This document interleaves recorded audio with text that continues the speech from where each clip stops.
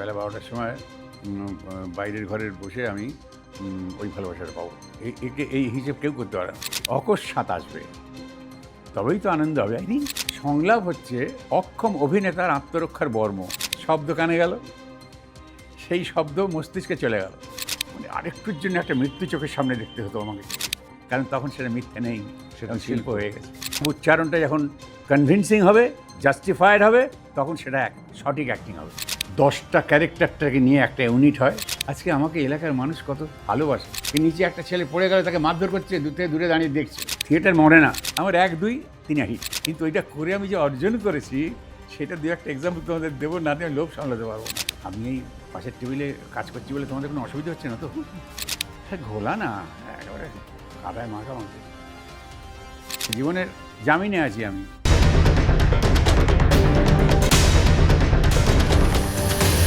নমস্কার, আমি ঋতব্রত ভট্টাচার্য। শুরু করছি টাফ টক।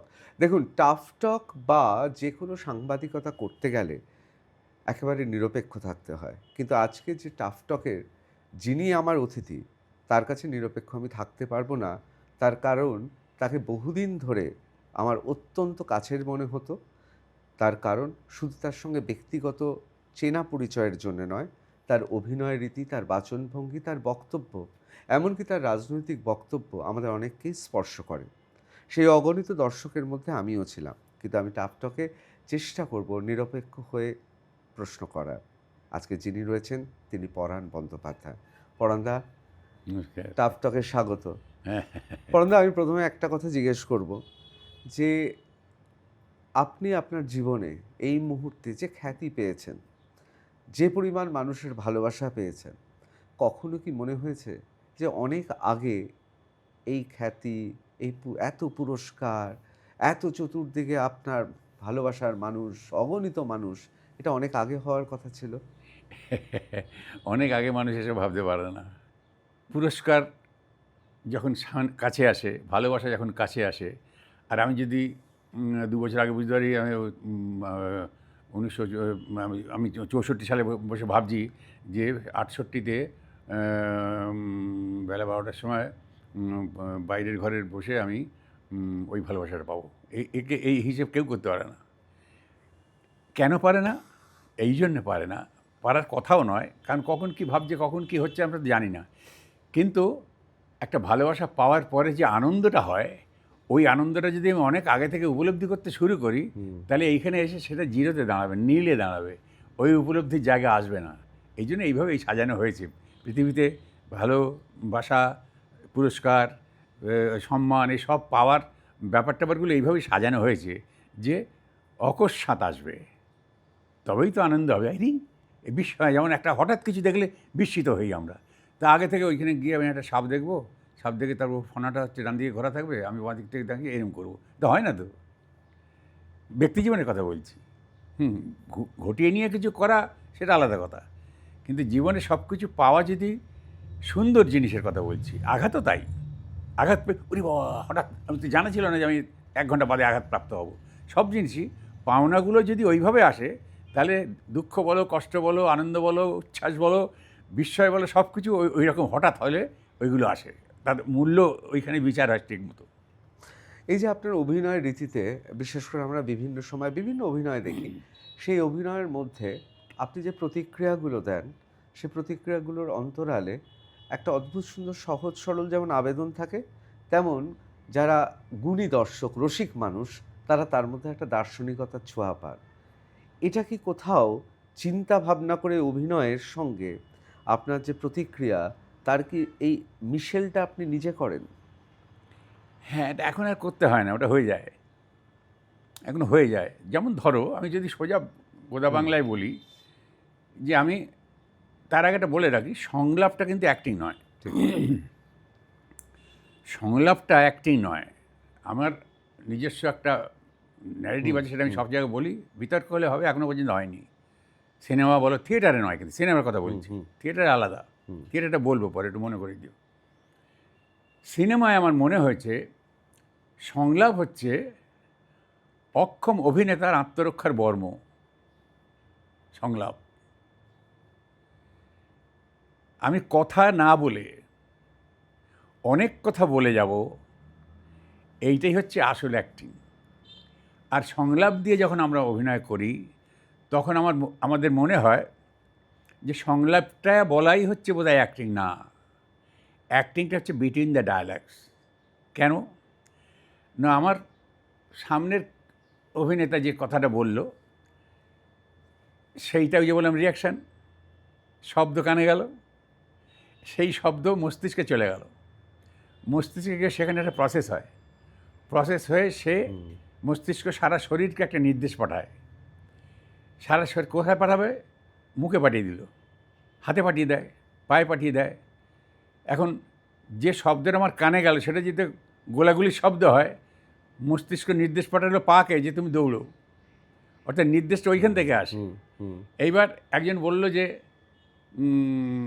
তোমার সকালে তোমার বাবা মারা গেছে, আমার কো অ্যাক্টর বলল, তাহলে প্রথমে তো এটা শ্রবণেন্দ্রের মধ্যে দিয়ে মস্তিষ্কে গেল, সেইখানে প্রসেস হলো, হয়ে সংলাপের আগে জেস্চার, সংলাপ ফলো জেস্চার, আগে অভিব্যক্তি আসে তারপর সংলাপ আসে। তাহলে আমরা সংলাপ শুনেই যখন সংলাপ বলতে শুরু করে দিই, তাহলে ওই সংলাপের যে প্রতিক্রিয়া, যে জেস্চার যেটা, সেটা আগে আসে। তাহলে যেই বললো তোমার বাবা মারা গেছে, সঙ্গে সঙ্গে জেস্চার আগে এলো, তারপরে সে কী এলো বা কখন এলো, শব্দগুলো ওই পাঠাচ্ছে কিন্তু। তাহলে শ্রবণেন্দ্রিয়ের মধ্যে দিয়ে শব্দ মস্তিষ্কে গেল, তারপর সংলাপ যা লেখা আছে সেই সংলাপ এলো। তো এইটা যদি আমি যদি শোনার সাথে সাথে সংলাপটা বলি, তাহলে সেটা কনভিন্সিং হয় না, জাস্টিফাইড হয় না। আমার ব্যক্তি জীবনে, একদম ব্যক্তি জীবনে সত্য থেকে নেওয়া তো। এই দেখো আবার একটা প্রসঙ্গ এসে গেল, আবার ঘুরে আমার ওইখানে চলে যেতে হবে, তো ঘুরিয়ে এনো কিন্তু আমাকে আবার এখানে অবশ্যই টেনে নিয়ে এসো। অবশ্যই এই যে সংলাপ, কি বলছিলাম, সংলাপ অভিনয় নয়, সত্য থেকে আসা, সত্য থেকে আসা, সত্য থেকে আসা হচ্ছে সত্য থেকে একটা ক্রিয়েটিভিটির জায়গায় চলে। সত্য থেকে আসা মানে ধরো একটা স্ক্রিপ্ট, কথার কথা বলছি, সত্য তো শিল্প নয়, সত্য কিন্তু শিল্প নয়, সত্য হচ্ছে শিল্পের বুনিয়াদ। অ্যাক্টিং, ড্রামা মিথ্যাচার, সত্য থেকে নেওয়া মিথ্যাচার। আমরা মঞ্চে বলি যেগুলো করছি, সিনেমা যেগুলো করছি, সেগুলো হচ্ছে মিথ্যাচার। অ্যাক্টিং, তুমি দেখবে অনেক অফিসে লেখা থাকে না, ম্যানেজার সে কাঁচের ঘরে বসে আছে, বাইরের টেবিলের উপরে অ্যাক্টিং ম্যানেজার লেখা আছে, তার মানে একটা মিথ্যা ম্যানেজার হয় আর কি, বুঝতে পেরেছো? কারণ আমরা যখন আমাকে জায়গায় টেনে এনো, কিন্তু আমি চলে যাচ্ছি অনেক দূর, যখন কৈশোরে বা যৌবনে যখন দুষ্টুমি করতাম, স্কুল থেকে ফেরার কথা 5টার মধ্যে, 6:30 ফিরলাম, ফেরার সাথে সাথেই রিহার্সাল হয়ে গেছে বাইরে, এসে বইগুলো ফেলে দিই, উফ, মানে আরেকটুর জন্য একটা মৃত্যু চোখের সামনে দেখতে হতো আমাকে। কী হয়েছে, কী হয়েছে, কাকিমা খুড়িমা জেঠিমা সব বসে আছে, কী হয়েছে, কী, উফ বাবা, হ্যাঁ এত দেরি করলি কেন, আর বলো না সবাই, মানে আমি ওই ডাক্তারের কাছে গিয়ে থাকে, ভাই কী হয়েছে, যন্ত্রটা মারে যেত, কোন যন্ত্র, সেই এসেছিল, হ্যাঁ, ওফ কী হয়েছে, কী হয়েছে, ওই সাইকেল নিয়ে আমরা বেরিয়েছি, যেমন 3টের সময় 3:30 বেরিয়ে তেমনি বেরিয়েছি, তারপরে যদি একটা ম্যাটাডোর এসে ইয়ে করলো, মারলো, আর সাইকেলটা এনে পড়লো, একটুখানি মিশিয়েছি সেটা, তারপর বুঝতে পারছি যে ব্যাপারটা লেগে গেছে, বিস্ময়ে প্রশ্ন করতে শুরু করে দিয়েছে দর্শক। মানে হ্যাঁ, ওই তো তাকে নিয়ে ডাক্তারখানে গিয়ে খুব শুধু এখানে লেগেছে, আমার মনে হয় হাতটারে কিছু হয়নি, কিন্তু ও ওটাই আছে, বেঁচে আছি তো, হ্যাঁ বেঁচে আছি, বাড়িতে দিয়ে তারপর আস্তে আস্তে দেরি হয়, দেখে যায় ঠিক আছে বাজু তো কর, হাত মুখ তো খেয়ে দেয়নি, আরে বাবারে কখন যে মানুষের কী হয়, তাহলে বুঝলাম যে হিট করে গেছে। তো ওই মানুষই তো বলবে, কী ন্যাচারাল অ্যাক্টিং করলো মঞ্চে দেখে। মামা দাঁড়িয়েছিল, মামা সব শুনছিল, যখন আমি হাত মুখ ধুতে যাচ্ছি, ড্রামা হচ্ছে, অ্যাক্টিং, ভালোই অ্যাক্টিং শিখেছিস, হ্যাঁ, তাহলে এই তো বলে। তেমনি অ্যাক্টিংটা যে মিথ্যাচার, ড্রামা যে মিথ্যাচার, এটা কাউকে পড়াতে হয়নি, শেখাতে হয়নি, তারা নিজেরাই বলে দেয়। তাহলে মঞ্চের উপরে যেটা হচ্ছে সেটা হচ্ছে মিথ্যাচার। এই মিথ্যাচারের উপাদানটা নেওয়া কোত্থেকে? সত্য থেকে নেওয়া। কিন্তু তখন তোমাকে মিথ্যাবাদী হিসেবে অভিযুক্ত করা যাচ্ছে না, কারণ তখন সেটা শিল্প হয়ে গেছে। আমার দেখা বা আমার বানানো গল্প, যাই ভাবো না কেন এটা, কিন্তু এর মধ্যে যে সত্যটা আছে সেটা অস্বীকার করতে পারবে না। দমদম স্টেশনে অফিসে যাওয়ার সময় 2টি ছেলেকে আমি দেখছি দাঁড়িয়ে আছে, 2টি যুবক, তারা শেয়ার নিয়ে কথা হচ্ছে, শেয়ার দুজনের শেয়ার কেনা আছে। সে বলে 700 টাকা হলে ছেড়ে দেবো, বলে 700 ছাড়িস না, ওটা 800-900 হয়ে যাবে, এইসব কথাকথি হচ্ছে। 14-15 বছরের একটি মেয়ে, র্যাগেড ড্রেস, উস্কো উস্কো চুল, এসে বলছে বাবা আমাকে একটা টাকা দেবো না, আমি পাউরুটি খাবো, খিদে পেয়েছে, আগে মাফ করো বলে আবার তারা এনগেজ হয়ে গেল। তারপরে সে যাচ্ছে না, ও দাও না, বড় খিদে পেয়েছে, চল তো, বলে জায়গা, যেটা আমরা সাধারণত করে থাকি। আমি দেখছি, আমি থিয়েটার করি, আমার অবজারভেশন পার্ট আছে, আমি দেখছি। এইবার ঘটনাচক্রে ওই দুটি ছেলে ওই দিনই একাডেমিতে টিকিট কেটে রেখেছিল থিয়েটার দেবে বলে, কিন্তু তারা তো টিকিটটা কাটার সময় তো ভাবেনি যাই এটা মিথ্যাচার দেখে আসবো, কেউ কেউ যায় না থিয়েটার দেখতে যাওয়ার আগে, যে যাই এটা মিথ্যাচার দেখে আসি, কেউ এইভাবে কেউ থিয়েটার দেখতে যায় না। ওই ছেলে দুটো আগে থেকে টিকিট কাটা ছিল। ঘটনাচক্রে ঠিক ওইরকম একটি দৃশ্য একটা ধারাবাহিক ঘটনার মধ্যে দিয়ে মাঝখানে এসে গেছে। ওরা তো ব্যক্তি জীবনে ওটা তো মাঝখান থেকে দেখেছে ওরা। এবার শিল্প যখন তার রূপ নিয়ে ওদের চোখের সামনে ঘুরছে, সেটা ওই ঘটনাটাই একটা ধারাবাহিক রূপ নিয়ে যখন মাঝখানে এসে গেছে, তখন দুটো ওই যুবকের চোখে জল, দে কুডন্ট হেল্প অফ টিয়ার্স। তাহলে দেখো, যে সত্য তাকে বিচলিত করতে পারলো না, মিথ্যার এমন কী শক্তি যে চোখে জল এনে দিল, কারণ তখন সেটা মিথ্যে নেই, সেটা শিল্প হয়ে গেছে। বড় সাংঘাতিক।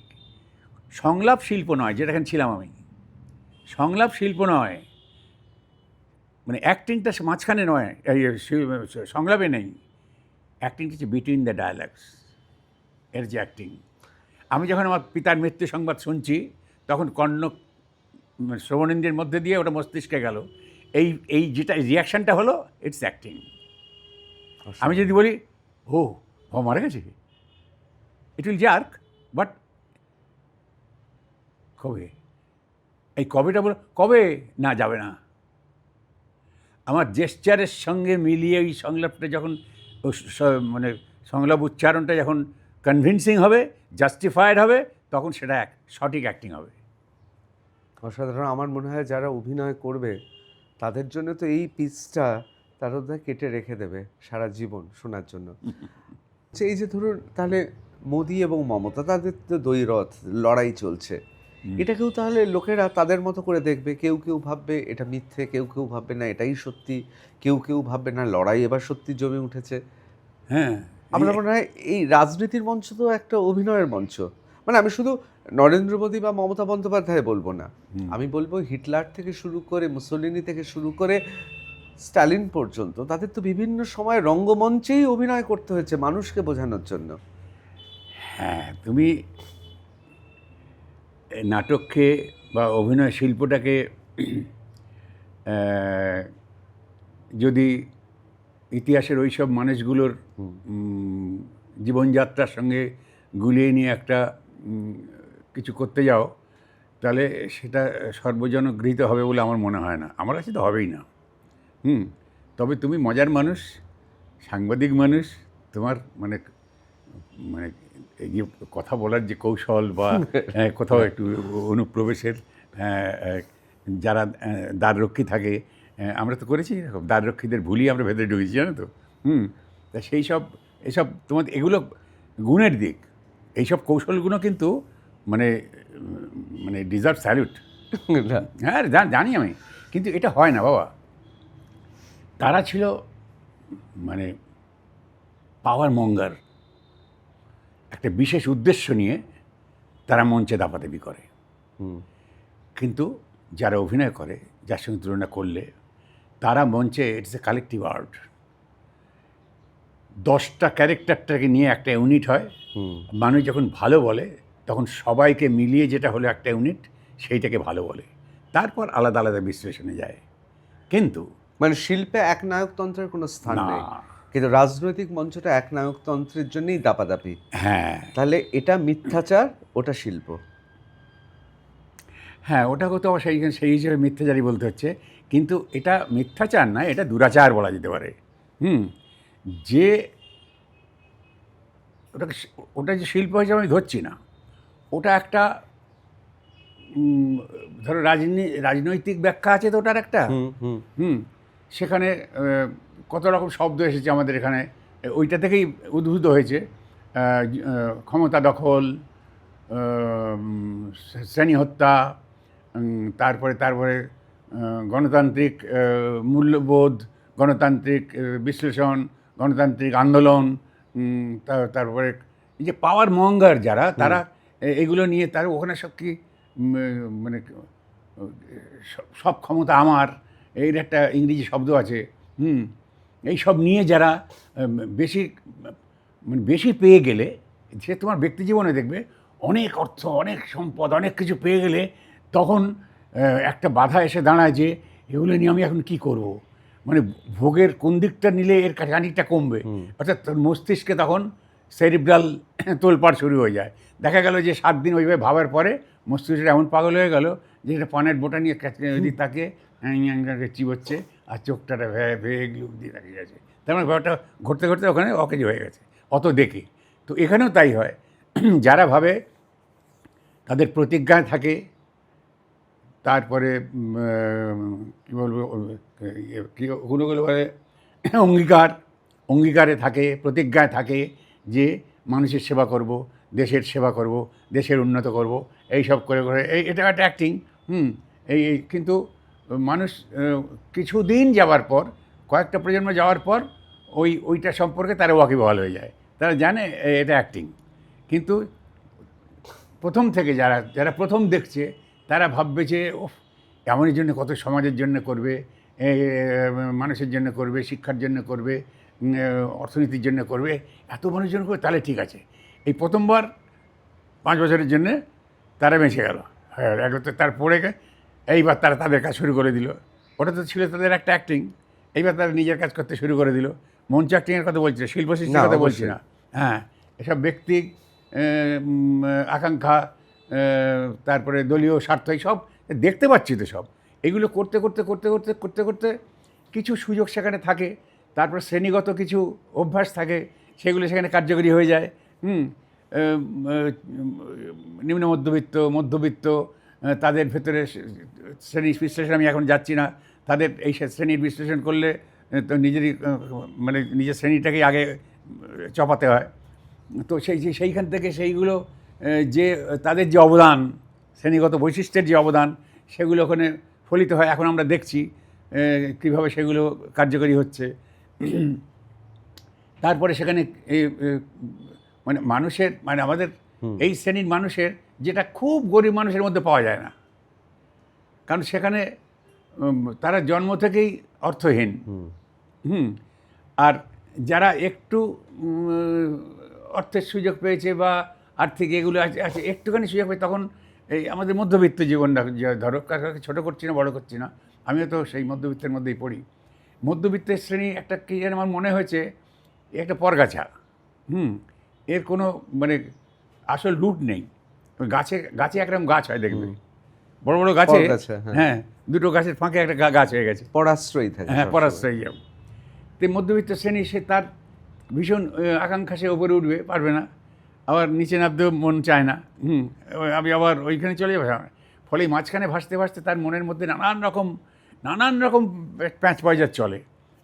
কিন্তু একবারও সে ভাবে না যে এই মধ্যবিত্ত শ্রেণীর স্থায়ী কাল, যেটা স্থায়িত্বের জন্য যে কালটা নির্ধারিত হয়ে আছে, সেটা খুব স্বল্প। যার রুট আছে তারা বেশ কিছুদিন বাঁচবে, কিন্তু এই মধ্যবিত্ত শ্রেণীর, এটা আমার ব্যাখ্যা, আমি তো নিজেই আমি নিজে ওই শ্রেণীর মানুষে যেটা ব্যাখ্যা আছে সেটা বলছি। যদি না হয় তাহলে আমার মতো সুখী কেউ হবে না। কষ্ট হয়। অথচ এই শ্রেণী, আমার দেখা জীবনে তাদের যে অবদান, মানে অবাক বিস্ময়ে তাকিয়ে থাকতে হয়। স্বাধীনতা আন্দোলনে বলো, যে কোনো কাজে বলো, খেলাধুলায় বলো, শিল্প সৃষ্টিতে বলো, সাহিত্য রচনায় বলো, তারা তো মারমার কাট। এই মধ্যবিত্তই তো মানে শুধুমাত্র নির্ণয় করে দেয় না, দিক নির্দেশ করতে পারে সামাজিক এবং সাংস্কৃতিক অবস্থানের। হ্যাঁ, কিন্তু কোথাও মনে হয় না পরান্দা, যে যাদের মধ্যবিত্ত যে চালিকা শক্তি, গোটা পৃথিবীতেই তো বিভিন্ন জায়গায়, এবং মধ্যবিত্ত তো অস্তিত্বের সংকটে ভোগে। আপনি একদম অর্থনীতিতেও বলে যে তারা না বড় লোক, না তাদের মুনাফা আছে, উদ্ধৃত বা ক্যাপিটাল বা পুঁজি আছে, না তারা সর্বহারা, মধ্যখানে থাকে। কিন্তু এই মধ্যবিত্তকে আবার যারা নেতৃত্ব দেওয়ার কথা, যেটাকে আমরা খুব চলতি ভাষায় বলি বুদ্ধিজীবী, বিদ্বজন অথবা ইন্টালেকচুয়াল, যেটা ফরাসি দেশে সেই সময় থেকে ইন্টেলেকচুয়ালদের একটা ড্রেফুসের সেই বিখ্যাত কথা, ইন্টেলেকচুয়ালদের আলাদা গুরুত্ব দেওয়া হয়েছিল সেই সময়কে কেন্দ্র করে। কোথাও কি আপনার মনে হয় যে আমাদের পশ্চিম বাংলায় যাদের আমরা ইন্টেলেকচুয়াল ভাবতাম, মানে 2011 সালেও ভাবতাম, যারা নন্দীগ্রাম সিঙ্গুর নিয়ে বলেছিল, তারা আজকে আরজিকর প্রসঙ্গে হোক বা এসএসসি স্ক্যাম নিয়ে হোক বা ঘটে যাওয়া আরও অনেক ঘটনা, মানে সেটা বিভিন্ন ঘটনায় তারা এখন চুপ করে রয়েছে। কোথাও কি মনে হয় যে বাঙালি মধ্যবিত্ত এখন নেতৃত্বহীন, কারণ বুদ্ধিজীবীরা হয় তারা মাসোহারা পায় অথবা তারা শাসকের সঙ্গে রয়েছে? আমি শুধুমাত্র শাসক মানে রাজ্যের শাসক বলবো না, কেন্দ্রের শাসকও হতে পারে। সুতরাং এখন বুদ্ধিজীবীরা নেই। এই মুহূর্তে বুদ্ধিজীবীরা বা বুদ্ধিজীবীর শব্দটা শুনলে মানুষ শিহরিত হয়। আমি এক বন্ধুকে বলছিলাম, তুই তো খুব বড় ইন্টেলেকচুয়াল বুদ্ধিজীবী হয়ে উঠেছিস। সে আমাকে বলল, এর থেকে আমাকে অন্য গালাগালি বা অন্য কিছু কটু শব্দ বললে ভালো হতো, এই শব্দটা না প্রয়োগ করলেই ভালো। আপনার কি এটা মনে হয় যে বাঙালি বুদ্ধিজীবী সম্পূর্ণভাবে শেষ হয়ে গেল? আসলে এই বুদ্ধিজীবী শব্দটাই তো আমাকে, আমি দুষ্টু প্রকৃতির মানুষ, মানে দুষ্টু প্রকৃতির আমার কিছু দেখলে একটু একটু উল্টো স্রোতে বইতে ইচ্ছে করে। বুদ্ধিজীবী একটা চোর তো বুদ্ধিজীবী, সে তো তার বুদ্ধি খাটিয়ে চোরজীবিচিটা করে, তাহলে সেও তো বুদ্ধিজীবী। তাহলে সে যে আমি বুদ্ধি খাটিয়ে আমার জীবিকা নির্বাহ করি, হ্যাঁ, যে লিখে করছে সেও বুদ্ধিজীবী, যে চোরজীবিচি করছে সেও তো বুদ্ধিজীবী। একজন অভিনেতাও বুদ্ধিজীবী, সবাই বুদ্ধিজীবী। হ্যাঁ, তাই তো। সে এখন কোন বুদ্ধিজীবী, আমি যখন বুদ্ধিজীবী বলে ছেড়ে দিলাম।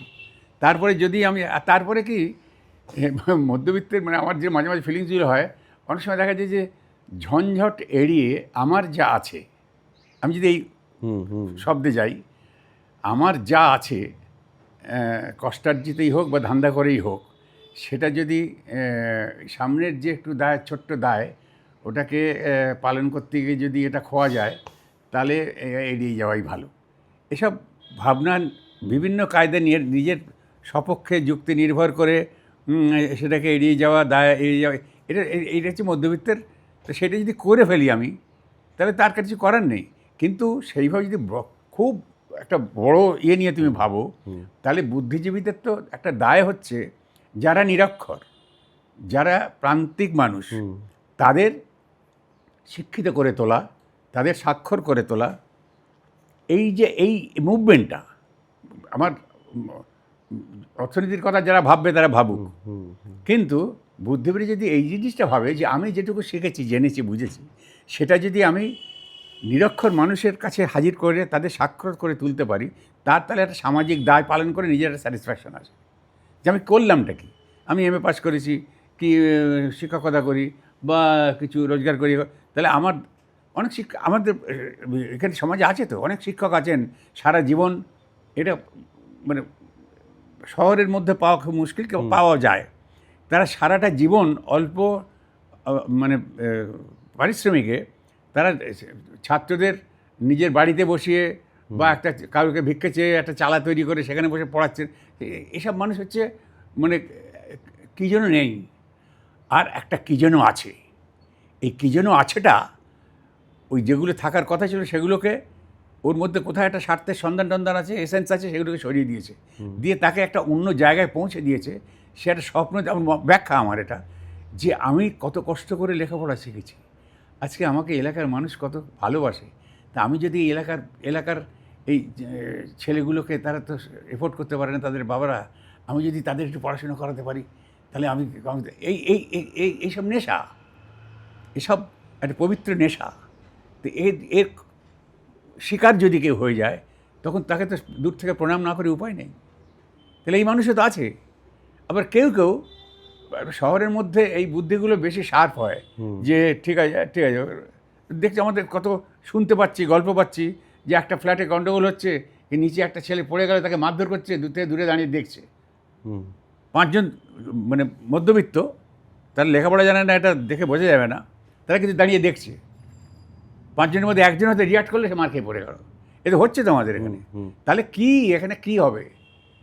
কিন্তু আলটিমেটলি এই যারা মধ্যবিত্ত শ্রেণী, যারা লেখাপড়া শিখেছেন বা বুদ্ধিজীবী যাদের বলা হচ্ছে, তাদের তো একটা মৌলিক অধিকার, সেটা হচ্ছে যখন এইটাই বলা যেতে পারে যে তাদের একমাত্র প্রধান এবং প্রথম কাজ হচ্ছে যারা প্রান্তিক মানুষ, নিরক্ষর মানুষ, তাদের শিক্ষিত করে তোলা। এইটা হচ্ছে তাদের কাজ। সে অর্থ দিয়ে হোক, সামর্থ্য দিয়ে হোক, তারপরে রাজ্য দেশ তাদের তো দায়িত্ব আছে, সেটাখানে কী হবে অত ব্যাখ্যায় ওই যে ব্যবস্থা করলে এর তারা যদি করে তাহলে তারা কী বলবে, এগুলো প্রায়শ্চিত্ত এক ধরনের।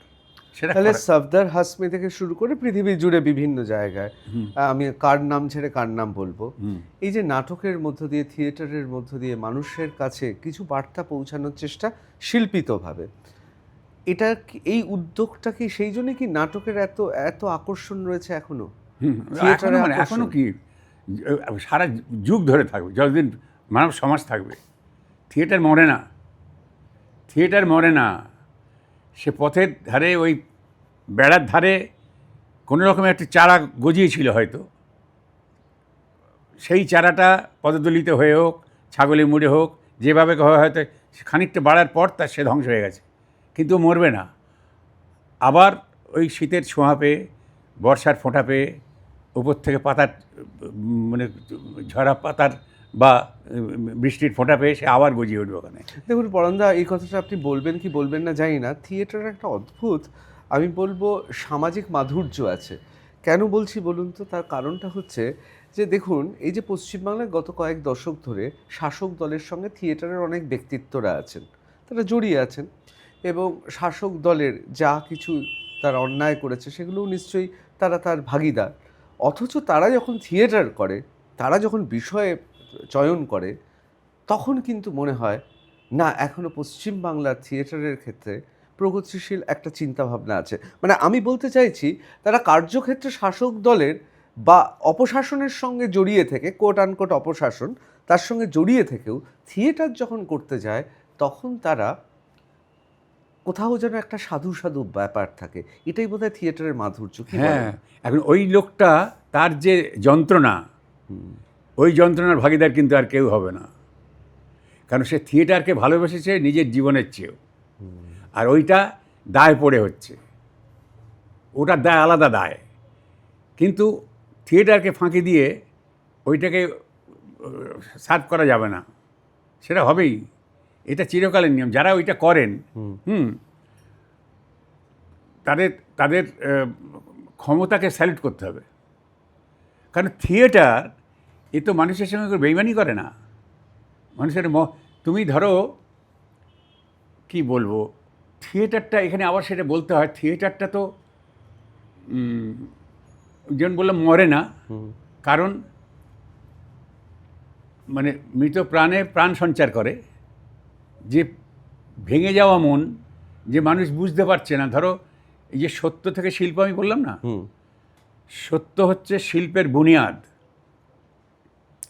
এই সত্য থেকে, সত্যটা কিন্তু, শিল্পটা কিন্তু সত্যের জেরক্স কপি নয়। যা ঘটছে তাই আমি তুলে ধরলাম, তো মানুষ যারা দেখতে যাবে তারা দেখে বলবে, বাবা এই নতুন কী বলি, তো আমাদের সারা জীবনের অভিজ্ঞতার ফসল। কিন্তু থিয়েটারটা যখন হবে সত্য থেকে নেওয়া শিল্প, তখন তোমাকে কিন্তু ওটা মিথ্যাচার, ওটা সত্য নয়, তোমাকে তখন মিথ্যাবাদী হিসেবে অভিযুক্ত করা যাবে না, কারণ তখন সেটা শিল্প হয়ে গেছে।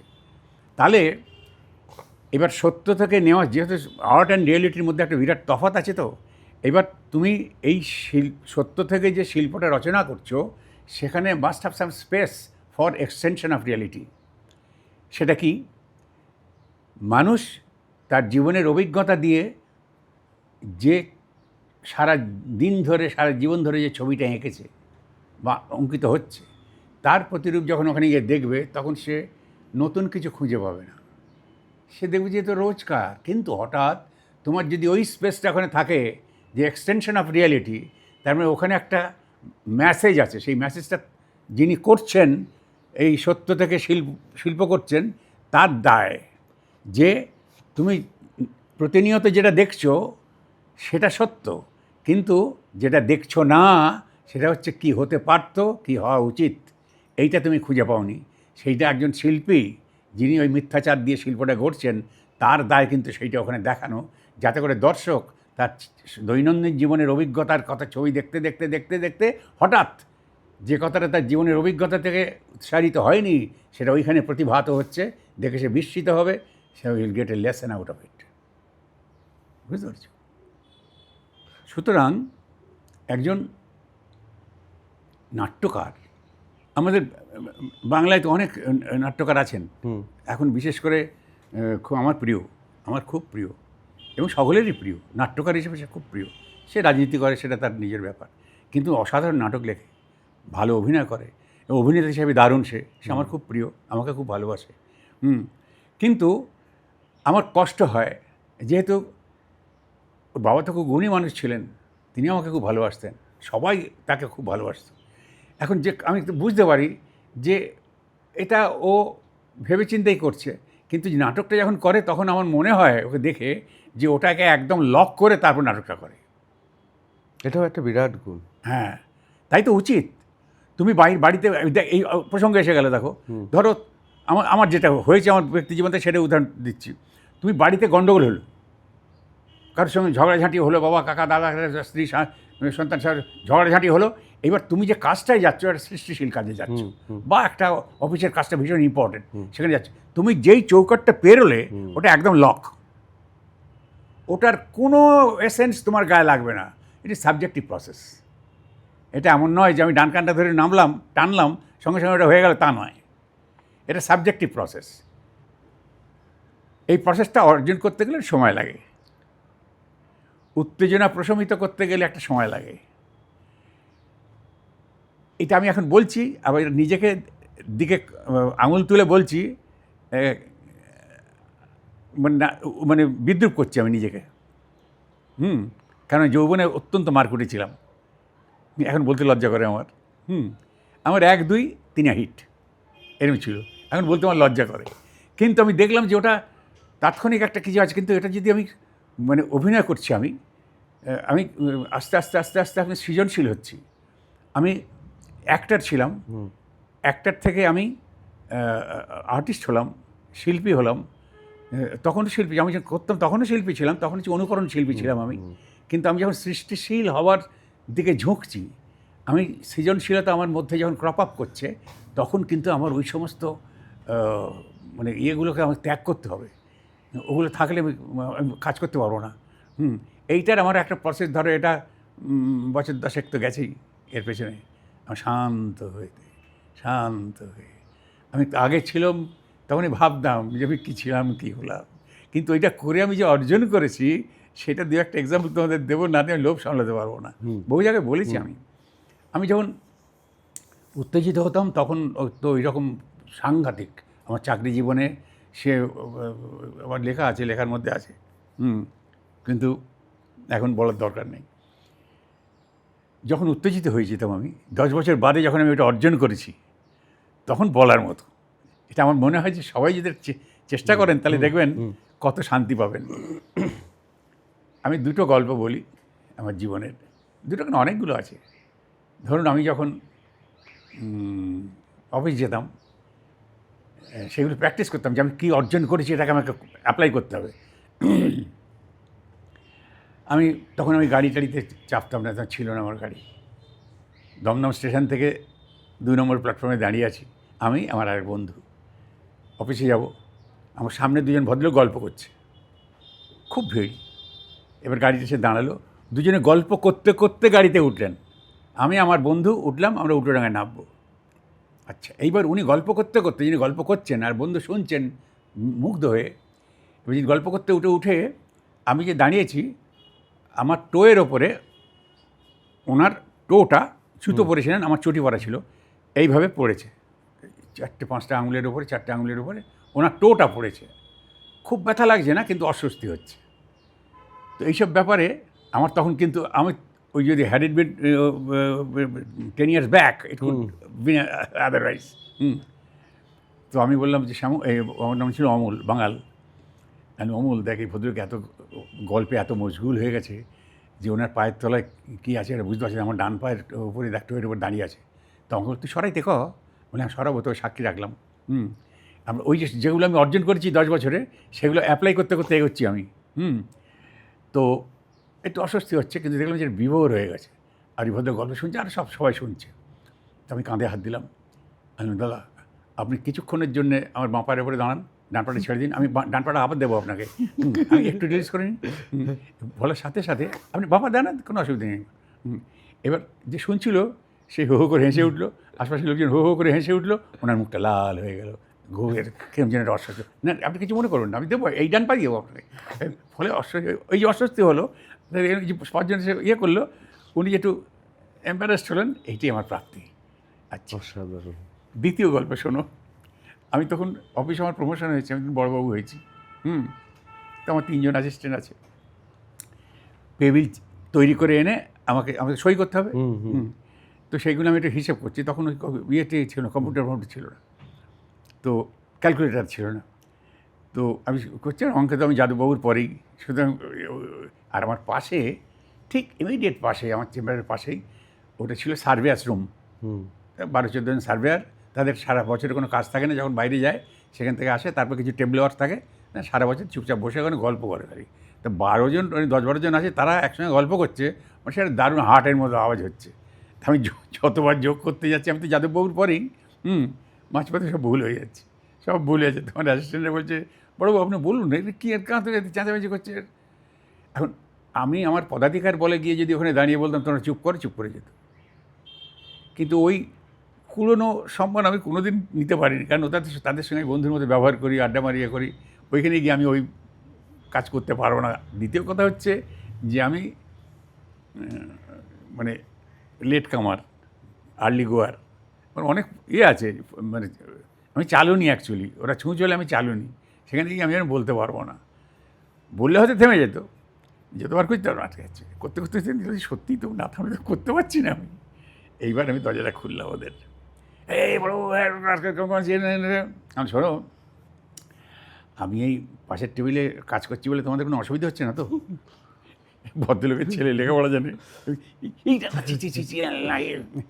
ক্ষমাটা চেয়ে নিয়ে সেই যে চুপ করলো, মানে 4:30 পৌনে 5টার আগে কোনো বিশেষজ্ঞ বলতে পারবে না যে ওখানে কোনো প্রাণ আছে।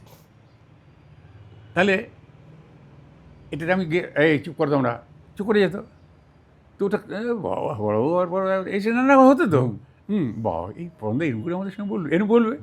তো ওইটা আমার আমি বুঝতে পারি এইসব বলবে। তার চেয়ে এবার আমি এটা করলাম, মজা হলো, সবাই হয়ে করলো, লজ্জা পেলো, চুপ করে গেল, আমার কাজটা হয়ে গেল। এরকম প্রচুর হয়েছে আমার। ধরো আমার বিবাহিত জীবন, এই বাড়িতেই ঠিক বেরোবো, জাস্ট যেমন পরে রেডি হয়ে যাবে, সেই সময় গিন্নি বললো যে একটা জিনিস আনতে বললো, সংসারের জিনিস, আমারই জিনিস, নতুন কিছু নয়। তো আমি এখন বলতে পারতাম না, এখন হবে না, এখন হবে না, সে কালকে হয়ে যাবে, এটা বলতে পারতাম। আমি পুরুষ, সে তাকে নিজেরা খাবে, একটা চেঁচামেচি একটা বাদ বিতরণটা হতো, কী দরকার? আমার অসুবিধাটা যদি আমি শেয়ার না করি, আমার এইটা এখন ওইটা করতে গেলে যে ক্ষতিটা হবে সেটা নিয়ে যদি আমি উত্তেজিত হয়ে বাকবিতরণটা না করি, তাহলে তো এই সিচুয়েশনটা এরমই থাকবে। আর যদি ওই নির্দেশ অনুযায়ী আমি জিনিসটা এনে দিয়ে থাকি, তাহলে কাম অ্যান্ড কোয়াইট থাকবে। তাহলে আমি যদি পারি, তো এটা আমার উপর নির্ভর করছে যে আমি এই পরিবেশটাকে ঠিক রাখবো কি না। এই ন্যারেটিভ কিন্তু 10 বছর তো আমাকে করতে হয়েছে, জানো তো। আমি তখন চলে গেলাম, কী আনতে হবে, এই আনন্দবাজার, মানে স্টেশনের কাছে। এইবার মজাটা হলো, এখানে এটা কেনা হয়ে গেছে, পেছন দিক দিয়ে আমি বেরিয়ে রাস্তা ধরবো, এইখানে একটা পাঁচিল, বাজারের মধ্যে একটা পাঁচিল চলে গেছে, আর এইখানে ওই নিচে সব যারা বাড়িতে ফলন টলন করে তারা ওই সব একটু পাতা টাতা নিয়ে, নিম পাতা নিয়ে, লেবু নিয়ে এনে বসে আছে, আর এইখানে সব ওপরে বসে আছে, সব ফুড়েরা বসে আছে। এইটুকু একটা প্যাসেজ, সেইখানে এক ভদ্রলোক বসে, ওইখানে কি পটল, মানে বাড়ির পটল আর কি, কেনা হয়ে গেছে। আমি এই যাচ্ছি, ওনার কেনা হয়ে গেছে, খুচরোটা দিয়ে দিয়েছে। এবার উনি উঠে ব্যাক টু মি ওই দিকে যাচ্ছেন, ওই গুনতে যাচ্ছেন, প্যাসেজটা এইটুকু। আচ্ছা, উনি যখন ডান দিক চেপে যাচ্ছেন, আমি যেন বাঁ দিক দিয়ে বেরিয়ে যেতে পারবো। যেই বাঁ দিক দিয়ে যাচ্ছেন উনি ডান দিকে চলে আসছেন, আমি যেই ডান দিকে যাচ্ছি আমি বাঁ দিকে চলে আসছি, মানে কোয়েনসাইড করে, উনি নিজে ইচ্ছা করে করছেন না, কোয়েনসাইড হয়ে যাচ্ছে। এবার আমি কী করতে পারতাম, কী বলছে এক জায়গায় দাঁড়িয়ে বলুন না, এটা কি বাড়ির বইটাখানে পেয়েছেন, হতে পারতো না। আমার কিন্তু কাজই ছিল সেইটা, 15 বছর আগে আমি ওইটাই করতাম। ওখানে হয়তো এইখান দিয়ে একটা ঘাড়ে মেরে বলতাম দাঁড়িয়ে থাকুন এখানে, আমি যতক্ষণ না যাই, এরকম করতাম। তখন এত লজ্জা পাই না তখন ভাবতে গেলে। এবার উত্তেজনা আসছে, সব কিছু মিলিয়ে মিশিয়ে উনি যখন দিয়েছেন, আমি আর উপরে যারা ফোড়েরা আছে তারা হাসাহাসি হচ্ছে, যে বললো যেতে পারছে না। আমি কাঁধে হাত দিলাম, ঝক করে, হ্যাঁ কী বলুন, হ্যাঁ হ্যাঁ কিছু মনে করবেন না, আপনি কী করে জানলেন যে আমার তাড়া আছে? বুঝতে পার। তারপরে ও স্যার স্যার স্যার স্যার, হ্যাঁ ধন্যবাদ। সুতরাং এইভাবে আমি সব মানে একটা মজাও হলো, উনি একটু অস্বস্তি পড়লেন, তা উনি তো ইচ্ছে করে করেননি ওটা। না। সুতরাং আমার তো করার এই সব মানে আমি যে উত্তেজিত হব তার একটা আগে তো বিনা কারণে হয়ে যেতাম, প্রচুর রক্তপাত ঘটেছে। তো এইটা অর্জন করলে তুমি দেখবে যে তারপরে ধরো তোমার এর থেকে মানে অ্যালাইড যে জিনিসগুলো ডেভেলপ করলে ভেতরে, সেটা হচ্ছে দুঃখ, হতাশা, ব্যথা, বেদনা, এই সবগুলোকে তুমি কখনো শেয়ার করবে না, unless and until is ask for. কখনো আমার ব্যথা আমি শেয়ার করব না, কারণ পরিবেশটা হাস্যমুখর হয়ে আছে, কেউ আনন্দ করছে, কেউ গল্প করছে, কেউ ইয়ে করছে, আমার এক বুক ভরা ব্যথা, আমি ঠিক ওর সঙ্গেই মিশে যাব, একসঙ্গে মনে হচ্ছে যে 5টা প্রাণ এক হয়ে গেছে। এইটা কঠিন, সাবজেক্টিভলি খুব কঠিন, কিন্তু এটা যদি একবার পেয়ে যাও না তুমি, তাহলে দেখবে তুমি স্থির, আর স্থির হলে সব কিছু স্বচ্ছ দেখতে পাবে। ঘোলা জলে যদি খোঁজো এইটা না, এটা না, এটা এটা না, এটা না, এই করবে তো, কিন্তু জলটা যদি স্থির থাকে, দূর থেকে দেখতে পাবে, ডাইরেক্ট তুলে নিতে পারবে তুমি। সেই জন্যে ঘোলা জলে মাছ ধরে বলে না, ঘোলা জলে মাছ ধরে। এখন কি পশ্চিমবাংলার অবস্থা একটু ঘোলা জল? হ্যাঁ, ঘোলা না, একেবারে কাদায় মাখামাখি। এটা মানে কী হয়েছে, মানে কী জানো তো, রাজনীতি নিজের পড়াশোনার মধ্যে দিয়ে হোক, দেখার মধ্যে দিয়ে হোক, একটা তো অ্যাসেসমেন্ট ছিল, একটা ভাবনা ছিল, একটা ক্ল্যারিটি ছিল, কিন্তু এখন এটাকে আর রাজনীতি বলে না, বলতে পারি না, ভাবা যায় না। কত কী এর মধ্যে যে এসে ঢুকে গেছে, খুব ক্লেদাক্ত মনে হয়।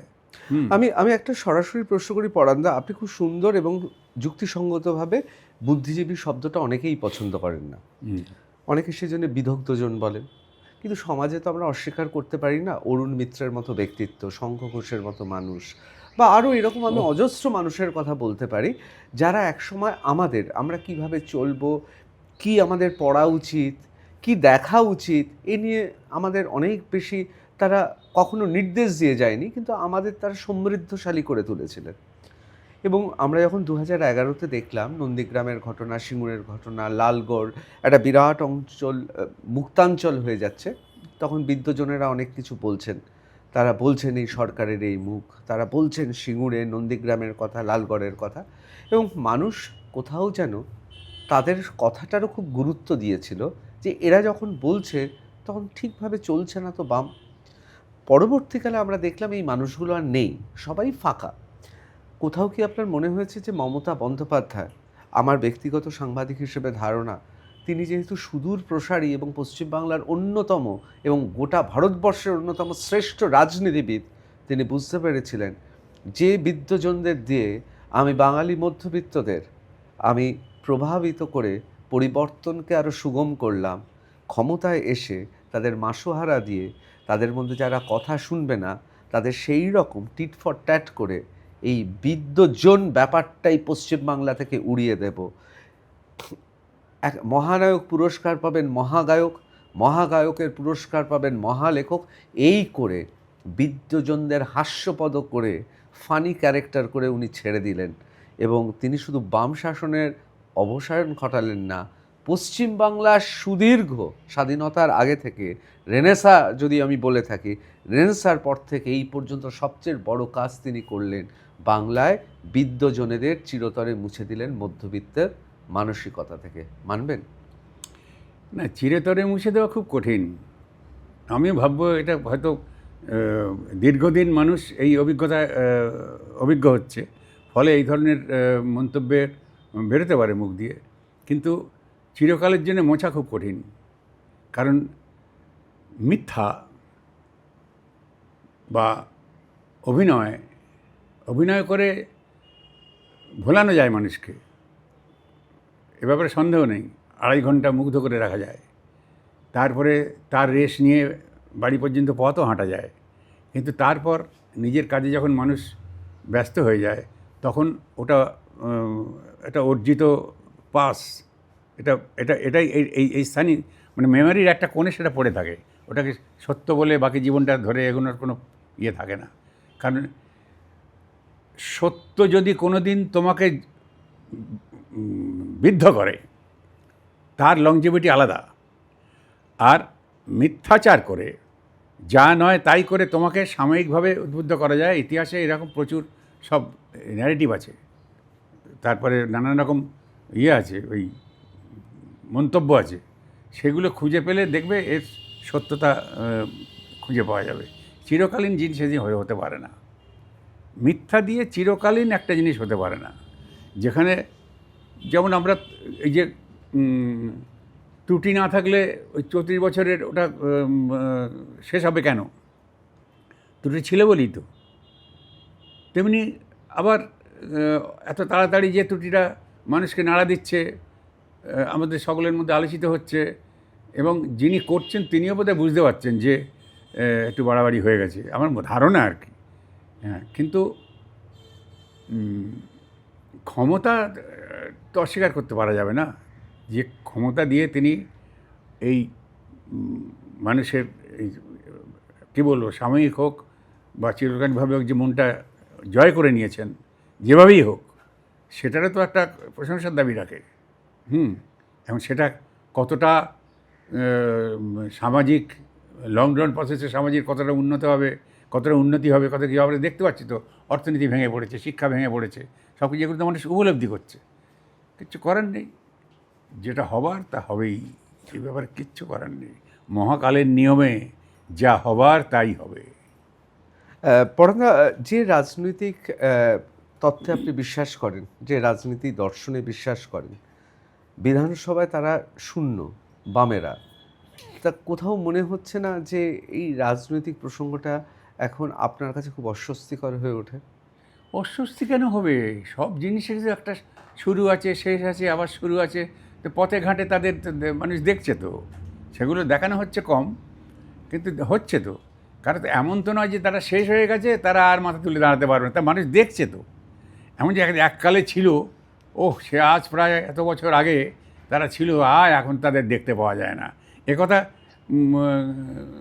কেউ কেউ হয়তো বলছেন, কিন্তু আবার তারা ভাবছেন, যারা, আমার তো মনে হয় যারা বলছেন, তারা আবার মনে মনে ভাবছেন, বাবা যারা মিছিল করলো, যারা আলাদা, ওদের যে একদম হচ্ছে না তা তো নয়। মানুষ কখনোই বসে থাকে না, মানে জীবিত অবস্থায় বলছি। যে মানুষটা মানে বেঁচে আছে, তাকে দেখতে পাওয়া যাচ্ছে না, কিন্তু সে তো বেঁচে আছে, খেয়ে পরে নিঃশ্বাস নিয়ে, সে তো প্রশ্বাস নিয়ে, সে তো বেঁচে আছে। এটা এখন রাজনীতির সমস্ত নানা রকম কলাকৌশল আছে তো, কোনটা মানুষকে বেশি দেখানো হবে, কোনটা মানুষকে কম দেখানো হবে, তাতে করে মানুষ একটু কমজোরি হবে বা উল্লসিত হবে, এইসব নানা, এটা পদ্ধতিগত ব্যাপার আর কি। এগুলো নিয়ে না কোনো রাজনৈতিক আলোচনা করতে ইচ্ছা করে। এগুলো তো রাজনীতি নয়। এর পেছনে কর্পোরেট নীতি রয়েছে, বাণিজ্য রয়েছে, ওই চিরকালই এগুলো তো বাড়বে। আমরা আমার যৌবনে যেগুলো দেখেছি, সেখানে এত ক্লেদাক্ত ব্যাপারগুলো ছিল না তো, এত ক্লেদ ছিল না, এত মিথ্যাচার ছিল না, এত নৃশংসতা ছিল না, এত নিষ্ঠুরতা ছিল না। মারদাঙ্গা হয়েছে, রক্তক্ষয় হয়েছে, সবই হয়েছে, কিন্তু এখনকারটা কিরম যেন মানুষ কিরম ভয়ার্থ হয়ে গেছে, মানে সন্ত্রস্ত হয়ে গেছে আর কি। আমি এখানে পরাঙ্গা আপনাকে প্রশ্ন করব, কারণ এই মুহূর্তে পশ্চিমবাংলায় এই প্রশ্নটা আপনি ছাড়া আর কজনকেই বা করা যায়। দেখুন, আপনি 1977 সালের আগের বামেদের দেখেছেন, এবং আপনি আবার 2011 পরের বামেদের দেখেছেন। 1977 সালের আগের বামও বিরোধী ছিল, আর 2011 সালের পরের বামও তারাও বিরোধী। বিরোধিতার যদি তুল্যমূল্য বিচার করা হয়, যদিও আমি জানি সময়টা আলাদা, বিভিন্ন পদ্ধতি কৌশল আলাদা, আপনি কোন বিরোধী বামেদের এগিয়ে রাখবেন? দেখো, কারোকে নম্বর দিয়ে এগিয়ে রাখা পিছিয়ে রাখার কোনো ব্যাপার না। আমি আমি আমি যে ব্যাপার হচ্ছে কি, নেতৃত্বে এই আমাদের বিরোধী নেতৃত্বে, বাম নেতৃত্বের মধ্যে, সব নেতৃত্বের মধ্যে আমি দেখেছি, যতক্ষণ না পর্যন্ত পঙ্গু হয়ে যাচ্ছে, লোলচর্ম হয়ে যাচ্ছে, লালা ঝরছে, হাত পা নুড়ো হয়ে যাচ্ছে, ততক্ষণ পর্যন্ত ক্ষমতা ছাড়া যাবে না। এটা একটা, আমি বলবো, একটা মধ্যবিত্তের একটা মানসিকতা। কারণ একটা সময় মানে ওই সেই একটা একটা একটা ইয়ে আছে না, একটা গেম আছে যে মশলাটা একজনের হাতে দিয়ে দিতে হয়। তো এইটা যেন আমি বুঝি আমি মানে আমি শেষ হয়ে গেলাম, আমি শেষ মানে আমি শেষ তো হতেই হবে এক সময়। এইটা একটা বিরাট কারণ। আজকে এক নতুন প্রজন্ম আসছে, তারা কথা বলছে, আসছে মানুষের মন জয় করছে, করছে, ঠিক আছে, কিন্তু ওই আসবার যেখানে শেষ হওয়ার কথা ছিল তার অনেক পরে ক্ষমতা ছাড়ার সময়টা অনেক বেশি নিয়ে নেওয়া হয়েছে। তারপরে আবার একটা নতুন প্রজন্ম এলো, কিন্তু মাঝখানে যে গ্যাপটা, এইখানে মানুষ অনেক হতাশ হয়েছে। ওইটা মানে সব ক্ষেত্রেই তাই, আমার আইপিটিএ তো তাই। আমি আইপিটি এর প্রসঙ্গ এলো, আমি একটা কথা জিজ্ঞেস করি। আইপিটি এর মুভমেন্ট একটা সময় এত শক্তিশালী ছিল, বিজন ভট্টাচার্য থেকে শুরু করে ঋত্বিক কুমার ঘটক থেকে শুরু করে, কার নাম আমি বাদ দেব, অসংখ্য মানুষ এসেছিলেন। এখন কি বাংলা নাটকের ক্ষেত্রে বামপন্থীদের আইপিটিএতে বা ইন্ডিয়ান পিপলস থিয়েটার্স, যার ঐতিহ্য রয়েছে, তারা কি সেই জায়গাটা দেখাতে পারছে? না, পাচ্ছে না, পাচ্ছে না, পাচ্ছে না। আমি তো আইপিটিএ করতাম তো, আমি যে থাকাকালীনই সব বলতাম, কারণ রিলেশন ছিল না। আদর্শ আমি বলেছি, আমি যদি দূরে থাকি, আমার আদর্শদের কোনো কপিরাইট হয় না। আমি যে মানে আইপিটিএর যে আদর্শ বুকে নিয়ে আমি সারা জীবন পথ হাঁটবো বা হাঁটছি, তার জন্য আমাকে কোনো সামিয়ানার নিচে গিয়ে আশ্রয় নিতে হবে না। আদর্শের কোনো কপিরাইট হয় না। গোর্কির কমিউনিস্ট ছিল নাকি? তাহলে ওটা কোনো কথা না। একটা সুন্দর জিনিস, ভালো জিনিস, মানুষ, সৎ মানুষ, সততা নিয়ে মানুষের জন্য নাটক করব, মানুষের কথা বলবো, এইটা নিয়ে চলতে গেলে আলাদা একটা সামিয়ানার নিচে গিয়ে দীক্ষা নিয়ে তারপর করবো, এটা আমার ইয়ে বলে না। তো সেখানে আমি দেখেছি, আমি তো মানে আজকে পরিষ্কার, আমি সকলের সামনেই বলতাম এটা, যারা মানে অভিনয় করেননি কোনো দিন, কি পরিচালনা করেননি কোনো দিন, তারা শুধুমাত্র সাংগঠনিক নেতৃত্বের দায়ে এমন একটা ভাব দেখাতেন যে তিনি যেন সব কিছু, আমি বকে দিতাম। তো আমার বয়স্ক লোককে আমি বকে দিয়েছি, এটা কোনো বাহাদুর জন্য বলছি না। এখন তারা আমাকে সেই হিসেবেই জানে। আমি যখন আইপিটিএ করতাম তখন আমার সংসারের কথা বাদ দিলাম, সেখানে যা ক্ষয়ক্ষতি হয়েছে সেসব আমার বইতে লেখা আছে, সেটা কোনো বাদ দাও। কিন্তু যখন আমার অভিনয় দেখে রেডিও থেকে বললো এখানে রেডিও করবে, এসো, সিনেমা থেকে, সিরিয়াল থেকে বলছে, গিয়ে দেখলাম সেখানে সব আমাদের মানুষ, আমরা যাকে ভালোবাসি সেই সব মানুষ, কিন্তু একটা ওইরকম সংকীর্ণ কোথায় যেন একটা ভাব, ওটা পেনিট্রেটেড হয়ে গেছে, জার্মিনেটেড হয়ে গেছে। ফলে ওইখান থেকে একটা মনোভাব তৈরি হচ্ছে যে তাহলে ডেভেলপমেন্টটা হচ্ছে না। তো যে নাটকগুলো লেখা হবে তার সেই নাটকের মানে কালমিনেশন নিয়ে, আমার নাটকগুলো কালমিনেশন নিয়ে আমি অস্থির হয়ে পড়তাম। কালমিনেশনটা কী হবে? এদিকে তোলদারও কিছু বলা ছিল এখানে, কালমিনেশন নিয়ে, নাটকটার কালমিনেশন নিয়ে ভাবছি, একটা নাটক করলাম কিন্তু তার পরিণতি নিয়ে খেয়ে হারিয়ে ফেলছি। এইরকম হয়েছে। তো যেমন যখন আমি আইপিটিএ, আমার কারোর প্রতি কোনো নিন্দা নেই, কোনো রাগ নেই, কিচ্ছু নেই। আমি বলছি যে তাহলে নেতৃত্ব সেইভাবে জায়গাটাকে ধরতে পারলো না। তারপরে সবাইকে শ্রদ্ধা জানিয়ে বলছি যে একটা নেতৃত্ব যতদিন না আমি অক্ষম হচ্ছি, অথর্ব হচ্ছি, ততদিন পর্যন্ত আমি এটা ছাড়বো না। এই নেশাটা যেন এই সংগঠনকে আরও বেশি দুর্বল করে দিল। তারপরে অনুশীলন নেই, একটা নাটক কীভাবে লিখতে হয়, এই নাটকের কালমিনেশনটা কী, যা দেখছি তাই কি নাটক নাকি? আমার নাটকটা দেখে বা সিনেমা দেখে বা মানে যদি লেসেন না পায়, মানুষ যদি একটা মানে ও আচ্ছা তাই তো, এইটা যদি না হয়, প্রথমে হবে বিনোদন, তারপর হবে লেসন, এইটা নিয়ে নাটক লেখাই হচ্ছে না। তারপরে এক এক সময় এরকম অনেক কথা আছে আইপিটিএ বলতে গেলে এখন অনেক আমি আমি আমি বলতাম, বক করতাম, আমি পারতাম না। কিছু কিছু জায়গায় যখন সম্মেলনে যখন হলো, নির্দেশ দেওয়া হলো যে নাটক লেখো, মানে একদম কন্টেম্পোরারি নিয়ে নাটক লেখো, তখন ওই পণপ্রথার উপরে নিয়ে আলোচনা হলো। তার জন্য আমি একটা নাটক লিখলাম, তবে কেমন হতো। আচ্ছা, তারপর আরও অনেক ছেলেপুলে তারাও নাটক লিখলো। এবার নাটকগুলো নিয়ে যখন যারা পড়ে দেখবেন, যারা দায়িত্বে আছেন যে হ্যাঁ ঠিক হয়েছে, ওইগুলো সহ্য করা খুব কঠিন হতো। কারণ যারা দেখবেন তাদের মধ্যে কেউ কোনোদিন নাটক লেখেননি, দু একজন ছাড়া।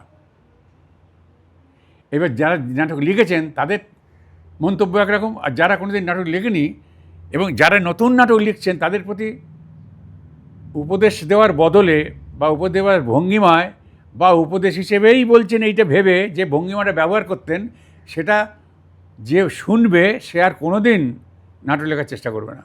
আমি সামনে বলতাম এটা। তো ন্যাচারালি সে জিনিস এখন আছে, সব তারা ভালোবাসে। এই তো সেদিন গেলাম তো এতে, শতবর্ষের হ্যাঁ স্পর্ধার শতবর্ষ, হ্যাঁ ওইখানে গেলাম তো, বলেছি আমি। কিন্তু কী হয় আরও কোনো ওই আসলে আর্থিক ব্যাপার একটা, তারপরে সেইভাবে আসার সাহস বলো বা আগ্রহ বলো, এই সব কিছু মিলিয়ে মিশে কেমন যেন একটা স্থিতাবস্থা। দেখুন, ধরুন সেই সময় ফ্যাসিবাদী গোটা পৃথিবী জুড়ে বিশ্বযুদ্ধ, দ্বিতীয় বিশ্বযুদ্ধ, তার আগে প্রথম বিশ্বযুদ্ধ হয়েছে। গোটা পৃথিবীর বিভিন্ন জায়গায় সমাজতান্ত্রিক দেশগুলো আত্মপ্রকাশ করছে, সমাজতন্ত্রকামী দেশগুলো। সেখানে তারাশঙ্কর বাবুর মতো বিখ্যাত মানুষ, তিনি ফ্যাসি বিরোধী লেখকদের আন্দোলনের নেতৃত্ব দিচ্ছেন, সভাপতি। সেখানে আইপিটিএ মুভমেন্ট হচ্ছে, সেখানে ঋত্বিক কুমার ঘটক থেকে শুরু করে তার আগে ছিন্নমূল 1952 সালে অসাধারণ ছবি করেছেন নিমাই ঘোষ, যেখানে ঋত্বিক কুমার ঘটক থেকে বিজন ভট্টাচার্য থেকে সবাই রয়েছেন। তারাই দল বেঁধে এসে নাটক করছেন, নাটকে থিসিস তৈরি হচ্ছে। হেমাঙ্গ বিশ্বাস, সলিল চৌধুরী, তাদের মধ্যে একটা দারুণ বিতর্ক হচ্ছে, আবার বন্ধুত্ব রয়েছে। কেউ বলছে দেশজ উপাদান নিয়ে আসতে হবে, কেউ বলছে না আমরা ইউরোপিয়ান অর্কেস্ট্রেশনকে আমরা অবহেলা করতে পারি না। এই যে সেই সময় 1977 সালের আগে পর্যন্ত এই যে বামেদের শিল্পী, সাহিত্যিক, যে একটা হ্যাঁ 77 সালের আগে পর্যন্ত নয়, এটা তোমার মিড 60s শেষ হয়ে গেছে। তার আগে পর্যন্ত ঠিক ছিল। 64 থেকে মানে মিড 60s থেকে সব একটু চুরমার হলো আর কি। তার মানে ঋত্বিক কুমার ঘটক যখন ছেড়ে দিলেন, শম্ভু মিত্র যখন বেরিয়ে যাচ্ছেন, এবং সেখানে বারবার অন কালচারাল ফ্রন্টে ঋত্বিক কুমার ঘটক, আপনি যে বিউরোক্রেসির কথা বলছিলেন, যে আমলাতান্ত্রিকতার কথা বলছিলেন সাংস্কৃতিক ক্ষেত্রে, তার বিরুদ্ধে তো একটা তার তিনিও প্রতিবাদ করেছেন। তাহলে আপনি বলছেন যে ওই 60 দশকের মধ্যভাগ থেকেই, 64 সাল থেকেই আস্তে আস্তে করে পুরো বিষয়টা একটা আমলাতান্ত্রিক, নিয়মতান্ত্রিক হয়ে গেল। কারণ ওই সময় মূল গণসংগঠনে একটা হলো না, সেইখান থেকেই সব। এই সময়ও তো বামেরা 2011-র পর এই সময়ও তো জ্বলে উঠতে পারলো না ওইভাবে। সেই জায়গা ছিল না তো। সাংস্কৃতিক ফ্রন্টটাকে জানো তো, এইটা যদি না থাকে তাহলে কিন্তু বিশেষ করে এইসব সংগঠনে সবগুলোই মুশকিল কী হলো যে আইপিটিএ তার নিজস্ব উদ্দেশ্য আছে, লক্ষ্য আছে, আদর্শ আছে, সেটা স্বশাসিত। এইবার সে নির্ভর করে ফেললো ওই গণসংগঠনের ওপরে। তারও লক্ষ্য এক, আদর্শ এক, উদ্দেশ্য এক, সবই ঠিক আছে, তা পাশাপাশি তো চলে যেতে পারে। কিন্তু আজকে এটা বললে কী হবে, আমার কিছু যাবে আসবে না আমার তাতে। মানে নির্ভর করে হাতে হাত ধরে একই উদ্দেশ্যে পথ হাঁটাটা সারা চিরকালীন নিয়ম। উদ্দেশ্য লক্ষ্য এক, তাদের একসঙ্গে হাত ধরে পথ হাঁটাটা এক। কিন্তু যেহেতু ওই মধ্যবিত্ত সংগঠন, আজকে শ্রমিক সংগঠন ধরা কজন শ্রমিক আছে, এটা আমি পার্টির কোনো কথা বলছি না, ঠিকই আমার প্রশ্ন এসেছে তাই। শ্রমিক শ্রেণীর পার্টি, শ্রমিক শ্রেণীর প্রতিনিধিত্ব কজন আছে? সেই মধ্যবিত্ত। পরন্তু আমরা যে শুনতাম যারা মার্ক্সীয় দীক্ষায় দীক্ষিত হয়ে কমিউনিস্ট পার্টি করে তারা নিজেদের প্রথমে ডি ক্লাস করে, অর্থাৎ শ্রেণীচ্যুত করে। সেটা সাবজেক্টিভ ব্যাপার। সেটা হরেকৃষ্ণ কুমার করেছিল, জ্যোতিবাবু করেছিল।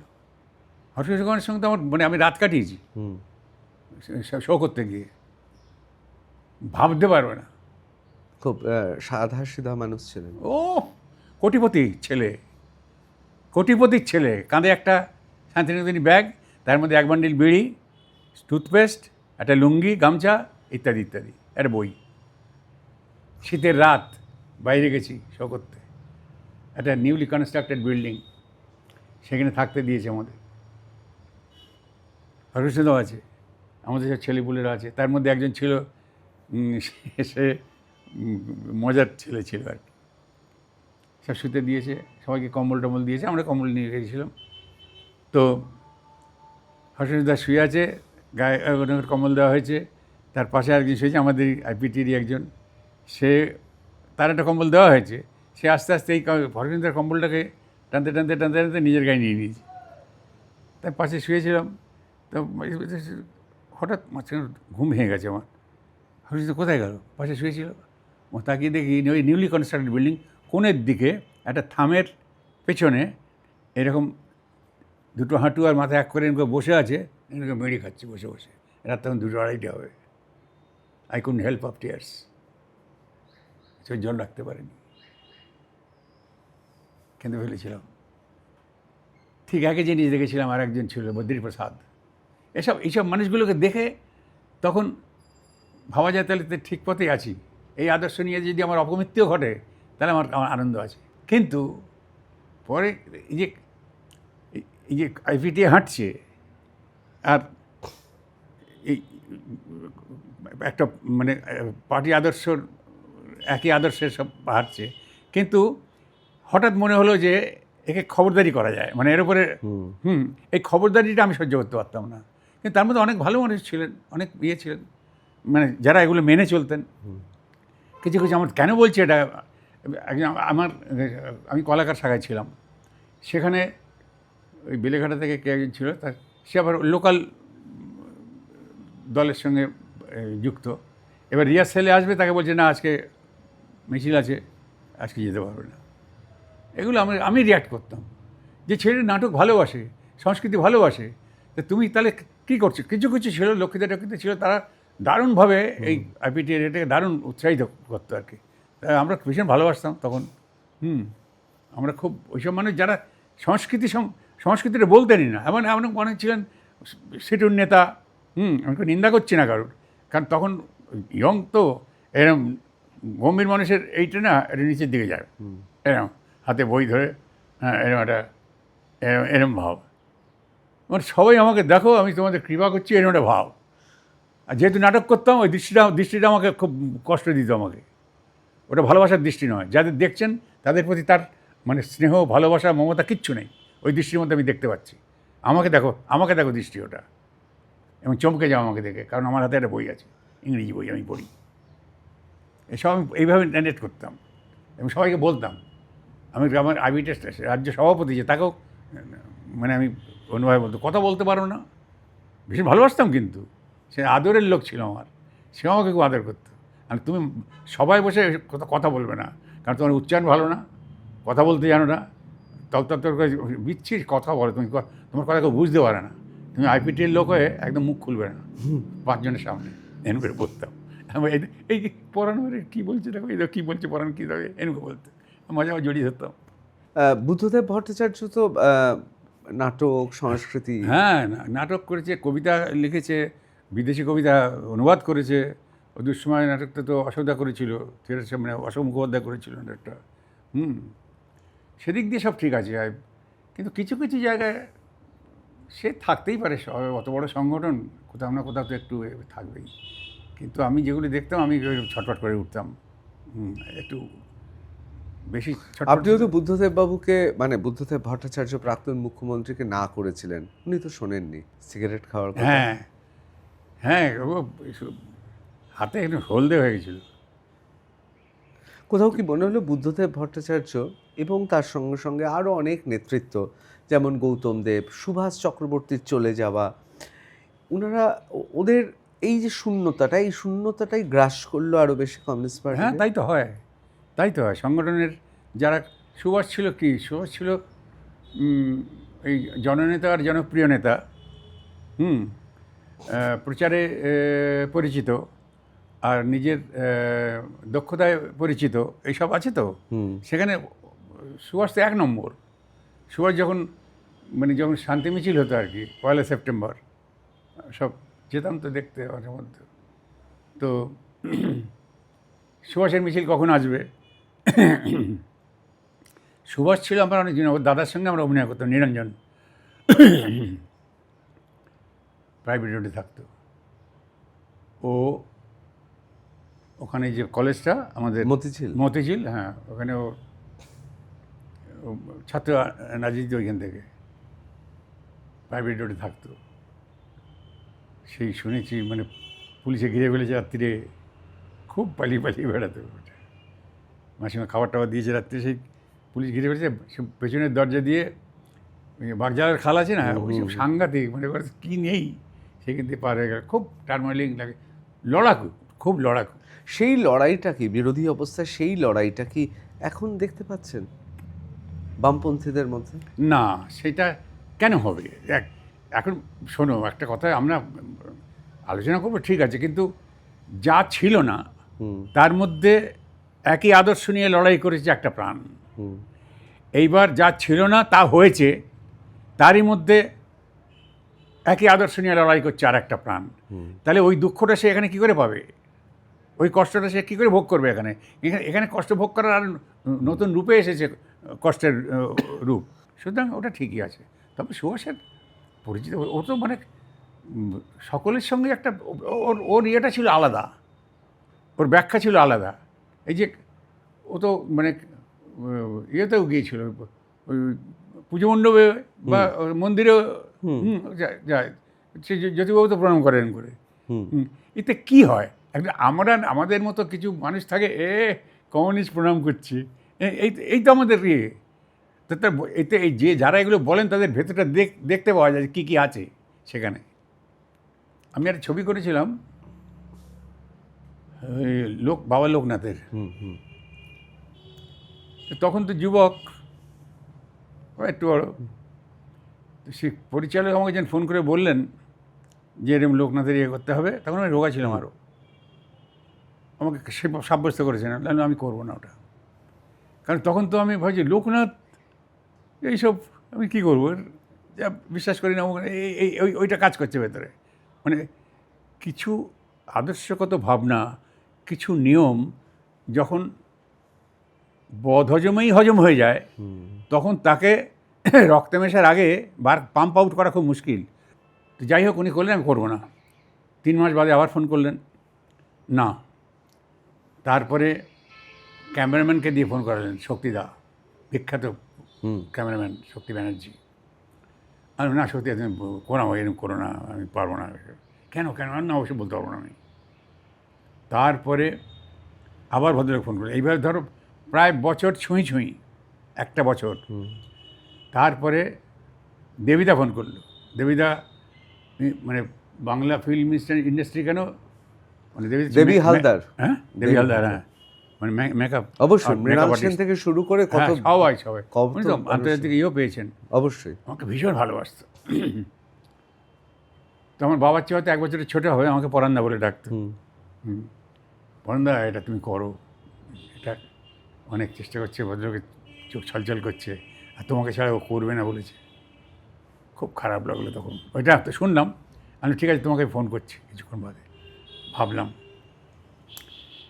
একটা মানুষ, আমি তো প্রফেশনাল করি এটা, আচ্ছা। তারপরে আরও কিছু দেখলাম, লোকনাথ বাবার ফলোয়ার কত মানুষ, ভাবা যায় না। সেটা কাজ করতে করতেও পেয়েছি।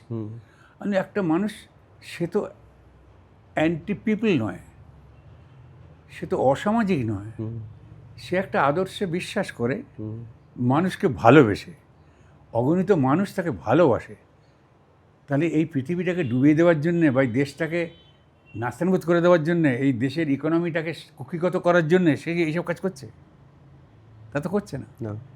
সে তো নিঃস্ব, তাই খেয়েটুকু খায়, আর তার চাওয়ার কিছুই নেই, সে দেখছি যা।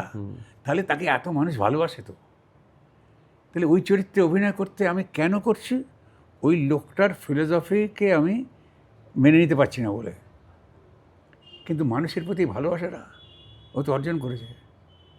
ও তো অ্যান্টি পিপল নয়, এই নানা রকম ফাইট করছে এর সঙ্গে করে। তারপরে আমি ওনার নামটা ভুলে গেলাম, ফোন করলাম, শক্তিদাকে ফোন করলাম, দেবীদাকেও ফোন করলাম, আর হ্যাঁ এটা আমি করবো।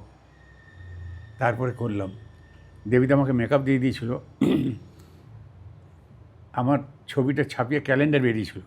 ওই ভদ্রলোক মানে বড় ক্যালেন্ডার বার করেছিল আমার ছবি দিয়ে, বুঝতে তখন রোগা ছিলাম তো। আর দেবীদার হাতের ওই মেকআপ একেবারে কেউ বুঝতে পারছে না যে এটা পড়ার না ইয়ে। তারপরে যেটা দেখলাম শুটিং করতে গিয়ে, মানে বিরাট বড় একটা বাগান, আমের বাগান, সেখানে 3-4টে ওই ক্যাম্পের মতো হয়েছে সেনোটাপ দিয়ে। একটায় আমি থাকবো, একটায় আমি খাবো, একটায় আমি টয়লেট করতে যাব, এইসব জায়গায়। আচ্ছা, দ্বিতীয় কথা হচ্ছে যে আমি সব হলো তোলো। এবার আমার মৃত্যুর পরে একটা ওই বাঁশ দিয়ে করে না খাঁদে করে নিয়ে যাওয়ার জন্য, সেই বাঁশটা এক্সটেন্ডেড হয়েছে, ধরো একসঙ্গে 4 জন ধরতে পারে। এইবার তাতে আমি শুয়েছি, মৃত্যুর সিন হচ্ছে, ওইখানে 3 জন, এখানে 3 জন, 3-4 12 জন ধরে আমাকে নিয়ে যাচ্ছে। আচ্ছা, আমি যখন ওই আমার ক্যাম্প থেকে যখন শুটিং প্লেসে যাচ্ছি, 200 মানুষ আমার দুদিকে, কারোর হাত জোড় করা আছে, কেউ ঢিল সরিয়ে দিচ্ছে। এতে কিছু আমাকে করছে না, লোকনাথকে করছে।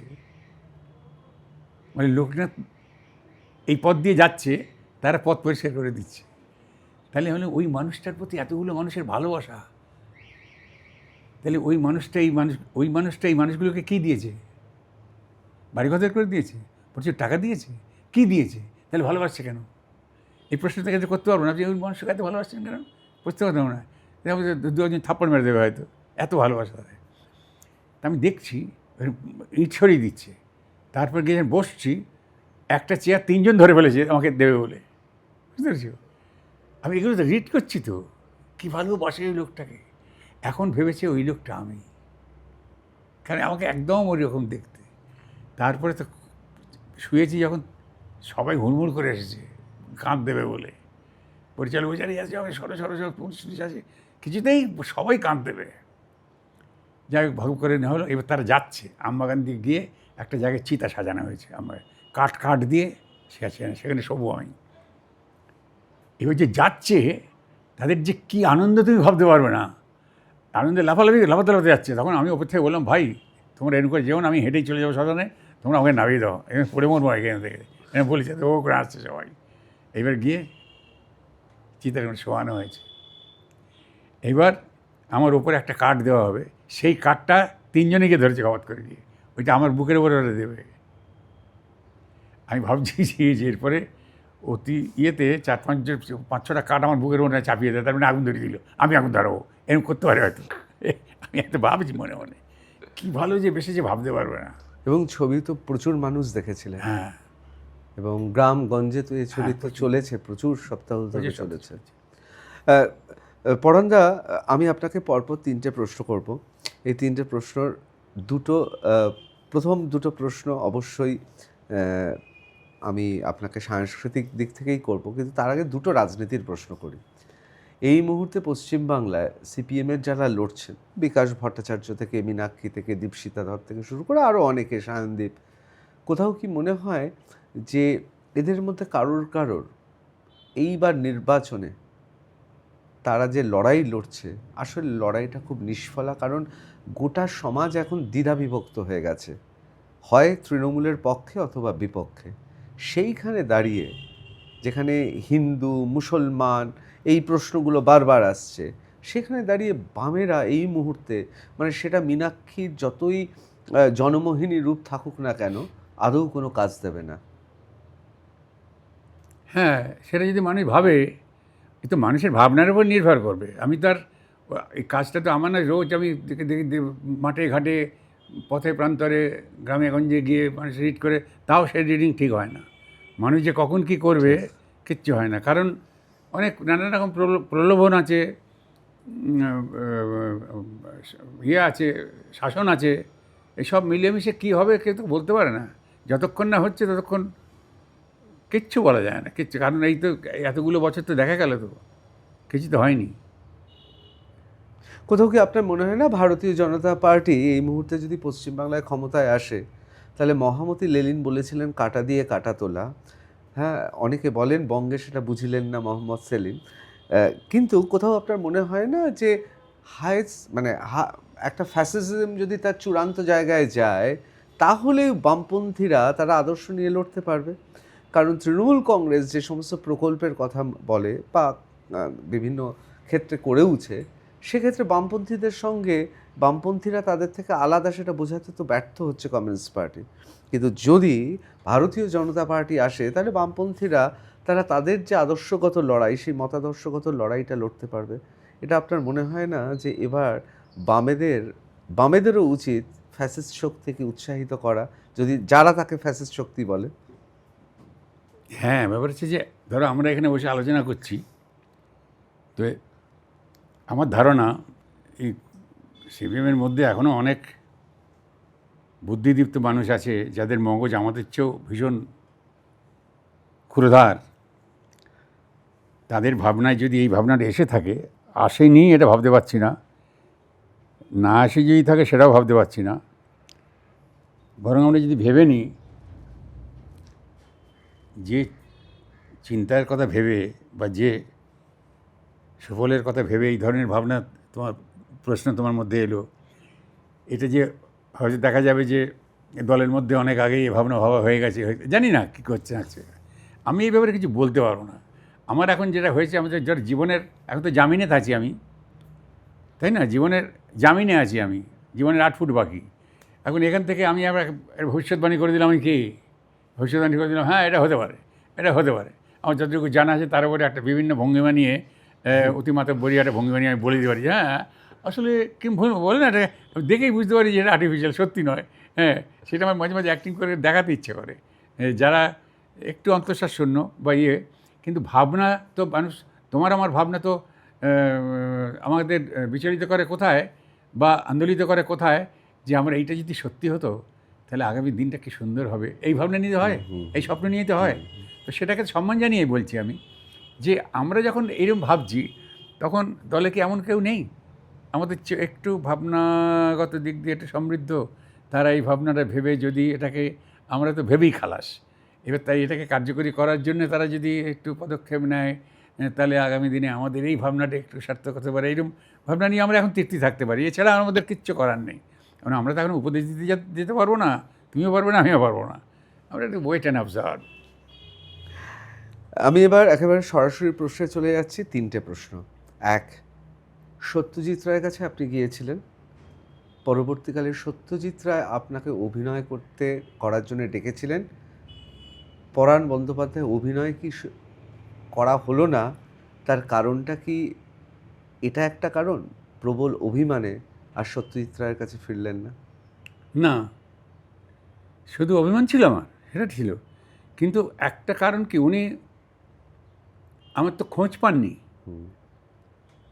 আমি তো কোনো বাঁধা ব্যবসায়িক মঞ্চে তো অভিনয় করতাম না, আমি তো আইপিটিএ করতাম, 10 দিন 12 দিন বাইরে বাইরে বাইরে বাইরে ঘুরতাম। তা আমারও বিস্ময় জেগেছিল যে উনি আমার খবরটা, উনি যখন ডাকলেন আমাকে, সেটা বলেছি যে এক থিয়েটারের ছেলেকে দিয়ে আমার খবর আমাকে ডেকে পাঠিয়েছিলেন। সেই সময় একটা থিয়েটারের ছেলে এসে খবর দিল যে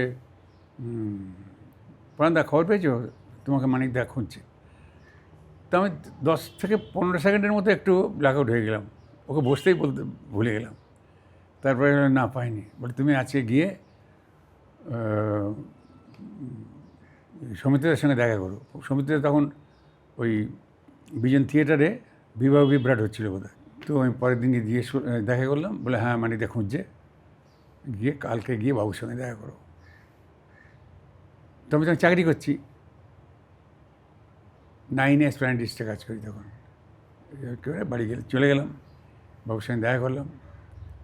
তো আমাকে বাবু বললো যে আগামী বৃহস্পতিবারে 10টার পরে আসবে, কারণ বাবা চান টান করে এসে ডেস্কে বসেন আর কি 10টায়। আচ্ছা, তা আমি তো প্রশ্ন জাগলো যে আমার সন্তান পেলেন কী করে? আমি তো বাধা মঞ্চে থিয়েটারে করি না, সিনেমা তখন খুব একটা কিছু করিনি। তো ওনার যে ম্যানেজার ছিল তাকে জিজ্ঞেস করল যে উনি আমার খবর পেলেন, একটাও ওই বলে যে উত্তরণ বলে যে ছবিটা, সেটা উনি কাস্টিং করেছিলেন আমাকে। এই কাস্টিংটা কী করে করলেন? তখন রবীন্দ্রবাবু না কী নাম ছিল মনে নেই, উনি বললেন যে আমার একটা টেলিফিল্ম উনি দেখেছিলেন, সেটা ছিল উপেন্দ্র কিশোরের শ্রী শ্রী সিদ্ধেশ্বরী লিমিটেড, পরশুরামে। তো তখন আমি একটা টেলিফিল্ম করেছিলাম, আমি করিনি, মানে অভিনয় করেছিলাম। সেটা বোধহয় মেঘনাথ করেছিল, রমা করেছিল, আর অনিল বলে একজন থিয়েটারের কর্মী, সে করেছিল। তো ওইটা ছিল পরশুরামের, হ্যাঁ, শ্রী শ্রী সিদ্ধেশ্বরী লিমিটেড। এইটা উনি দেখেছিলেন, মানে মানিকদা এবং বৌদি দুজনেই বসে বসে এসব দেখতেন আর কি, এগুলো খবর পেয়েছি আমি। তো ওইখান থেকে দেখে বলছে খোঁজ লাগাও। তো সেইখান থেকে উনি আমার খোঁজটা করেছিলেন, এবং ওই যে ছেলেটি খবর দিয়েছে থিয়েটারের ছেলে, সে তখন ইয়েকে বলেছে, পুলিশদাকে বলেছে যে আমার পাড়াতেই থাকে, সে আমার পাড়াতেই থাকে। তো সেবারে গেলাম, তো গিয়ে আমাকে বললো বৃহস্পতিবার আসতে, তিনি বোধহয় মঙ্গলবার নাগাদ ইয়েতে গেলেন, চেক আপে গেলেন। That was his last check up, ফিরলেন না, হয়ে গেল। কিন্তু তার আগেও তো সত্যজিৎ রায়ের সঙ্গে আপনার দেখা হয়েছিল, ছাত্র অবস্থায় গিয়েছিলেন। সেটা 57 সালে বোধ হয়, 57 এইরকম হবে, 56-57 গিয়েছিলাম। তো তখন তিনি ইয়েতে থাকতেন, ওই যে লেক টেম্পল রোড, হ্যাঁ, ওইখানে তাদের সঙ্গে বললাম কি যাই, যে আমি আপনার ছবিতে কাজ করবো, আমার পিছু নিচ্ছে, কী করো? আমি বললাম যে আমি বিকম পড়ছি, 3rd ইয়ার, কমপ্লিট করে এসো, বিকম কমপ্লিট করে তারপরে এসো। আমার খুব রাগ হয়ে গিয়েছিল, প্রতিজ্ঞা করেছিলাম তোমার কাছে আমি আর আসবো না, করে জীবনে কোনো দিন আসবো না, কেন বিকম পাস না করে কি সিনেমা করা যায় না? এই জন্য নানা রকম মনের মধ্যে হয়েছে। খুব অভিমান নিয়ে আমি চলে এসেছিলাম। সেটা ছিল, it is the talk of long time back, বলছি 55, 56, 57 সাল হবে, 57, 57.5 এরকম হবে। আর এটা হচ্ছে তোমার 1991-92 এরকম আর কি, বিরাট গ্যাপ। মানে যার কাছে গিয়ে প্রত্যাখ্যাত হয়েছিলেন তিনি আপনাকে যখন ডাকছিলেন, হ্যাঁ, কিন্তু কি আশ্চর্য ব্যাপার! আশ্চর্য ব্যাপার না, সেটা যে কি, সেটা যখন ওই উত্তরণটা বাবু আমাকে তো মানিতে চলে যাওয়ার পর, তারপরে বাবু, আমি তখন তো হয়ে গেল, তারপরে বাবু তো উত্তরণটা করেছিল আমার ওই কাস্টিং, একদম আমি তখন বাইরে আইপিতে চলে গেছিলাম, যোগাযোগ করতে পারিনি। তো ওখানে একটা কথা বলেছিলাম, যেটা নিজেকে ব্যথা দেওয়ার জন্যে একটু মানে কাব্য করে বলেছিলাম। তখন তো চলে গেছে, তো বাবুকে বলেছিলাম, বাবু আমি দূর থেকে একটা সমুদ্রের গর্জন শুনতাম, তারপরে আমি যখন দৌড়লাম সেই গর্জন শুনে, আমি তো একটা তিত্তির করে বয়ে যাওয়া জলধারা, আমি যখন নদীটার পাড়ে পৌঁছলাম তখন দেখলাম যে ঢেউটা আবার মাছ ধরিয়ে ফিরে যাচ্ছে। এটা যখন বলছি আমি, I couldn't help of tears. বাবুরের চোখটা করকর করে উঠেছিল। তো এরপরে যখন বাবু যখন আবার ওই ছেলেটি এসে খবর দিল যে বাবু তোমায় সন্দীপদা তোমার ডেকেছে, গেলাম, তারপর তো বাবু ভরিয়ে দিয়েছে। প্রথম যেটা করেছিলাম আমি, সেটা হচ্ছে বোম্বাইয়ের বোম্বেটে। সেখানে বোম্বাইয়ের বোম্বেটেতে আমি করেছিলাম পুলক ঘোষাল। তো মানিকদের গল্পে ছিল পুলক ঘোষাল জটায়ুচ্ছে ছোট, কিন্তু বাবু চিত্রনাট্য করেছিল পুলক ঘোষাল জটায়ুচ্ছে বড়। এটা কারণ পরাণ বন্দ্যোপাধ্যায়। হ্যাঁ, এটা কেন বলে দেখো না, তখন এই পরান্দা যখন আছে তখন এটা করতে অসুবিধে কি, এসে বলছে, আমার তখন বুকটা ভরে গেল। তারপরে ভেতরে ভেতরে একটা প্রতিজ্ঞা, টেম্পল রোডের ওই দৃশ্যায়ন আমার, তারপরে মনে হচ্ছে আমি সব ন্যারেট করেছি, ছবি এঁকে নিয়েছি একদম। ওইখান থেকে শুয়ে শুয়ে আমাকে বলেছিলেন তো, ওইখান থেকে আমাকে বলছে, মানিকদা বলছে, পরাণ অল দ্য বেস্ট, এর মনে হচ্ছে। তারপরে প্লাস পয়েন্ট কিছু, উনি তো নিজে ছিলেন নর্থ ক্যালকাটার মানুষ, 6 বছর বয়সে চলে গেলেন তো বাবা, গড়পাড় থেকে। হ্যাঁ গড়পাড় থেকে চলে গেলেন মারা যাওয়ার পরে। তারপরে আর পুলক ঘোষাল ছিল গড়পাড়ের ইন্টোনেশন, আমার এইটা খুব আয়ত্ত ছিল। নর্থ ক্যালকাটার এটা দারুণ ছিল, আমি ব্যাখ্যা করে বলেছিলাম, কারণ এখানে 70% ডায়ালগ ভেতরে তৈরি হয়ে থাকে, আর 30% বেরোয়, 40% আনডেলিভার্ড। আর যেটা বেরোয় তুমি শুনে বুঝতে পারবে কিন্তু লিখতে পারবে না। তো অসাধারণ এটা। বলে না, কী বললাম আমি, বলে না, বুঝলে না, হ্যাঁ, তো বলে না তুমি লেখো না, পারবে না, বলো না আর কি। তো এইরকম সেইটা আমি পুলক ঘোষাল ওখানে লাগিয়েছিলাম, মার কাট হয়েছিল। এবং প্রথম বাবুর বড় ছবি, তাতে আমি ভেবেছিলাম যে এই যা হয় না, এই প্রথম পেলে কী হয়, প্রথমটা একটা কিছু করতে হবে, হবে না, সেই রকম করে তারপরে বইমেলাতে ওই স্টলে যখন আমাকে সম্বর্ধনা দেওয়া হচ্ছে, সেই সময় আমি সব কী সব আবেগতাড়িত হয়ে বলেছিলাম হুড় করে। তখন আমি দেখছি, মনে হচ্ছে ওই মানিকদা বসে আছে ওখানে, হ্যাঁ, চোখ বড় বড় করে তাকিয়ে আছে আমার দিকে, হাত তুলছে এরকম করে, পরাণ তুমি সাংঘাতিক করেছো, তুমি কিছু মনে করো না, মনে পড়ে তোমার সেই 57 সালের কথা, তোমাকে আমি ভালোবেসেছিলাম, এই যে নানান রকম সব ভাবছি, আর বক্তব্য রাখছি আর কাঁদছি, করে কাঁদছি। অসাধারণ। পরাণদা একটা জীবনের বিরাট অংশ তো আইপিটিএকে দিয়েছেন। আপনি তো ছবিতে এলেন সেই হিসেবে কর্মজীবনের পর। না, কর্মজীবন চলতে চলতে এসেছি, আমি এসেছি 75 সালে, 1975 সালে। হ্যাঁ। 1975 সালে। কিন্তু তারপর এই যে ছবিতে, মানে দেখুন, এই কথা আপনি অস্বীকার করতে পারবেন না, মানুষ আপনাকে জানতেন, সুধীজন জানতেন, আইপিটিএর লোকেরা, নাটকের লোকেরা, থিয়েটারের লোকেরা, এমনকি ফিল্ম ইন্ডাস্ট্রির লোকেরাও আপনাকে জানতেন। কিন্তু এই যে আপামর দর্শকের কাছে আপনার যখন আশা, সেই আশাটা তো একটা বিরাট সময় ধরে নয়। আপনার কি কোথাও মনে হয়, মানে এটা আমি ইচ্ছে করে আপনাকে জিজ্ঞেস করছি, ব্যক্তিগতভাবে পরাণ বন্দ্যোপাধ্যায়কে জিজ্ঞেস করছি না, আমি একটি অত্যন্ত নামী মার্কিন যুক্তরাষ্ট্রের ম্যাগাজিন টাইম ম্যাগাজিনে পড়েছি, পৃথিবীতে এই মুহূর্তে প্রচুর মানুষ যারা ধরুন আমাদের তো প্রাযুক্তিক উন্নয়নের জন্য, আমাদের লাইফস্টাইল বা জীবনযাপনের জন্য আমাদের অনেক ক্ষেত্রে লংজিভিটি বেড়েছে, এটা তো খুব আনন্দের।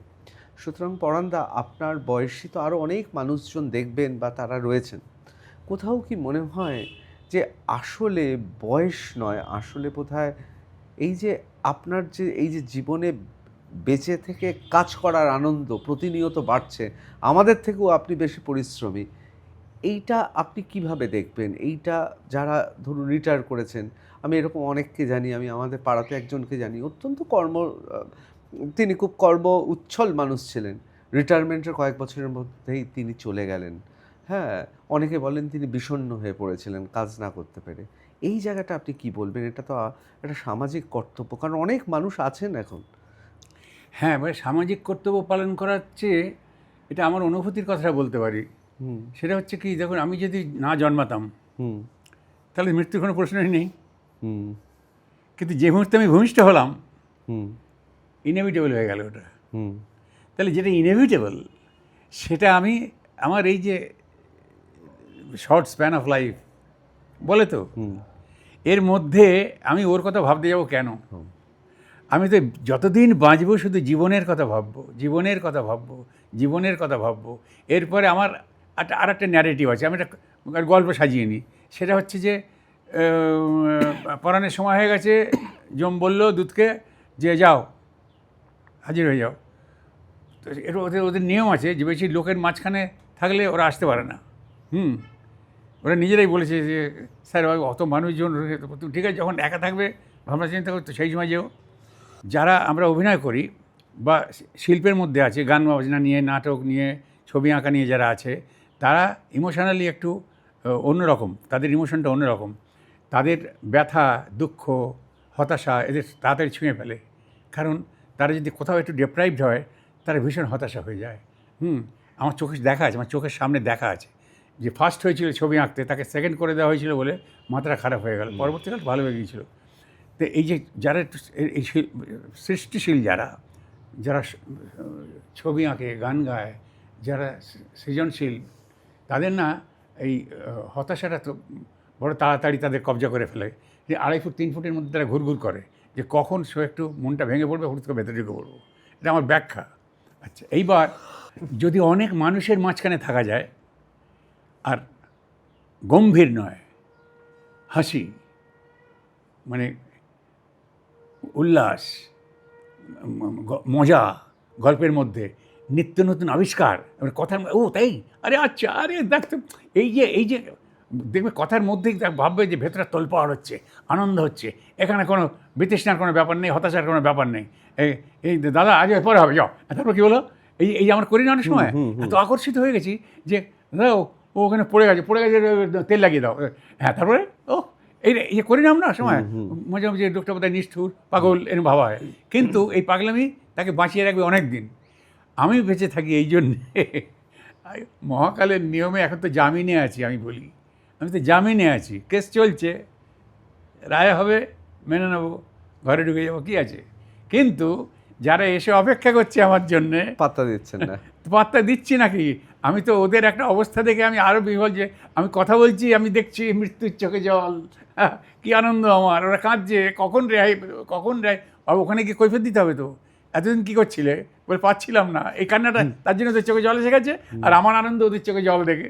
শুধু এই মানুষের মধ্যে থাকো, হই হুল্লোড় করো, হাসি কান্না সব কিছু নিয়ে থাকো। আমি এও জানি, আমি না জন্মালে ওর আসার কোনো প্রশ্নই থাকতো না, কিন্তু আমি জন্মেছি বলেই ও এসেছে, এবং ওর কোনো মুরদ নেই। অসাধারণ। আমি আমি আমি শেষ প্রশ্ন শুধু একজনের কাছে চলে যাব, সেটা হচ্ছে যে একজনের ছবি দেখে আমি খুব আশ্চর্য হয়ে গেছি, ছবি রিভিউ দেখে, সেটা হচ্ছে দিলীপ কুমার।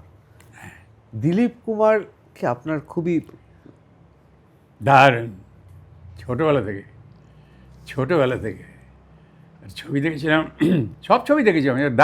দাগ ছবি দেখেছিলাম আমি, বাত্তিনেক দেখেছিলাম, তারপরে মধুমতি, ওইরকম 3-4 বার। ওর পাশে কেউ নেই।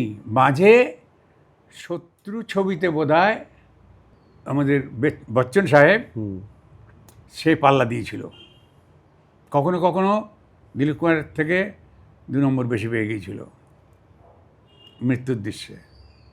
কিন্তু সারা জীবনে ইনসানিয়ত দেখেছিলাম, দেবানন্দ, বীণা রায় আর দিলীপ কুমার। একটা মৃত্যুর দৃশ্য হয়েছিল মধুমতিতে। একটা শটে, যেমন ঝড়ের রাতে, তুমি দেখেছো তো মধুমতি, যখন গাড়িটা খারাপ হয়ে গেছে আর ভাঙা পোড়ো বাড়িতে হয়েছে, পর্দার মুখের উপরে নাক যেরকম করে, এইরকম বড়ো একটা জায়গায় যেন কতদিন একটা ওখানে বড় ছবি ছিল, তার একটা দাগ হয়ে আছে। কেয়ারটেকার এসেছে, তাকে ওইখানে তাকিয়ে আছে এরকম করে, তাকে তাকানো কি। তারপরে পর্দাটা লাগছে মুখে, কেয়ারটেকার এসেছে, আগে ইধার কোই এক তসবির থি না, এটা ওকে জিজ্ঞেস করেছে। ওই একটার জন্যে। আর একটা হচ্ছে মধুকে যখন হত্যা করা হলো, প্রাণ সঁই দিয়ে নামছে, আর ও মাঝখানের জায়গায় দাঁড়িয়ে চারিদিকে মধু করে রাখতে দাঁড়িয়েছে, যখন কাঁধে একটা ব্যাগ ছিল, ব্যাগটাকে এনকে ফেলে দিয়ে বললো, মধু কাঁয়। এইটার জন্য আমি 2-3বার দেখেছিলাম। তখন কি ঠিক করে ফেলেছিলেন অভিনেতাই হবে? না, কোনো দিন ঠিক করিনি। এই যে বাড়িটা, এই বাড়ির পেছনে যে বাড়িটা, এখানে মাঠ ছিল, আমাদের একজন ছিলেন নিমাই সরকার, উনি বছরে 2বার আমাদের দিয়ে নাটক করাতেন এখানে, কিশোরদের দিয়ে। সেইখানে নাটক করতাম। সেই নাটক করে করে প্রচণ্ড প্রশংসা পেয়েছিলাম। মানে এমন হয়েছে, আমি সোনার মেডেল পেয়েছি। আমি একদিন, মানে আমার তখন 14 বছর বয়স, আমি 90-92 বছরের একটা পাগলের অভিনয় করেছিলাম। তাতে আমি সোনার মেডেল পেয়েছিলাম। এত লোকের ভালোবাসা, কোলে তুলে নিয়ে চুমু খাচ্ছে, করছে, আদর করছে। আমি তো রোগা ছিলাম, তো সিনেমাদের এক বন্ধু আর কি, 6 ফুট 2 ছিল লম্বা। শনিবার দিন হয়েছে, রবিবার দিন সকাল সকাল তাড়াতাড়ি বেরিয়ে পড়েছি, ছুটি তো, মার্বেল খেলবো বলে। সেই ভদ্র আমার পাশে করে, কী করেছিস রে ভাই, বলে চুমো খাচ্ছে করছে, আর চাপছে খুব, আমার ভয় লাগছে তখন। কালকেও তো দেখলাম একটা ভালো আছে, পাগল হয়ে গেল, কাউকে দেখতে পাচ্ছি আমাকে বাচ্চা এরকম ভাবছি। তো নিমাদের বাড়ি সামনেই, নিমাদের রাস্তার উপরই বাড়ি। কিরে বিজয় না কি নাম ছিল, কী করেছি ভাই নাবি কি ছেলেটা কী অভিনয় করেছে বাড়ি কালকেও, আমার মাথায় যত চুল আছে তত আয়ু হোক বলে চলে যাবে। তখন বলছি, তখন বলছি যে থিয়েটার ভালো করলে এত মানুষের ভালোবাসা পাওয়া যায়, ওই তো ভাবতে পারছি না, সোনার ঢুললে পাওয়া যায়। দেখছি তো ওই সেইখান থেকে শুরু, কোনো দিন ভাবিনি আমি করব। স্কুলে হয়নি, কলেজে হয়েছে। কলেজ থাকতে আমরা এখানে একটা গ্রুপ করেছিলাম, কেবলম বলে একটা নাটকের গ্রুপ করেছিলাম কলেজের ইয়েদের দিয়ে। তারপরে অফিসে করেছি, অফিসে করতে করতে প্রাচীতিতে চলে গেলাম, প্রথম গ্রুপ থিয়েটার, সেখানে ঋত্বিক দা সাঁকো করলাম। তারপরে আরও নাটক করেছি, যে আমাদের আছে না, ওখানে আরও নাটক করেছি, ছেলের নামটা ভুলে যাচ্ছি, ওর বাবার নাটক করেছি। তারপরে আমি আইপিটিতে এলাম, ওইখানে গণ্ডগোল হলো, তারপরে আইপিটি এলাম। আইপিটিতে ঢুকেছি আমি 65 সালে, মিড 60s। ছবিতে 75-এ? ছবিতে 75-এ, মানে ওই কোনো রকমের একটা ছবিতে, অজিত গাঙ্গুলির ছবিতে। তারপরে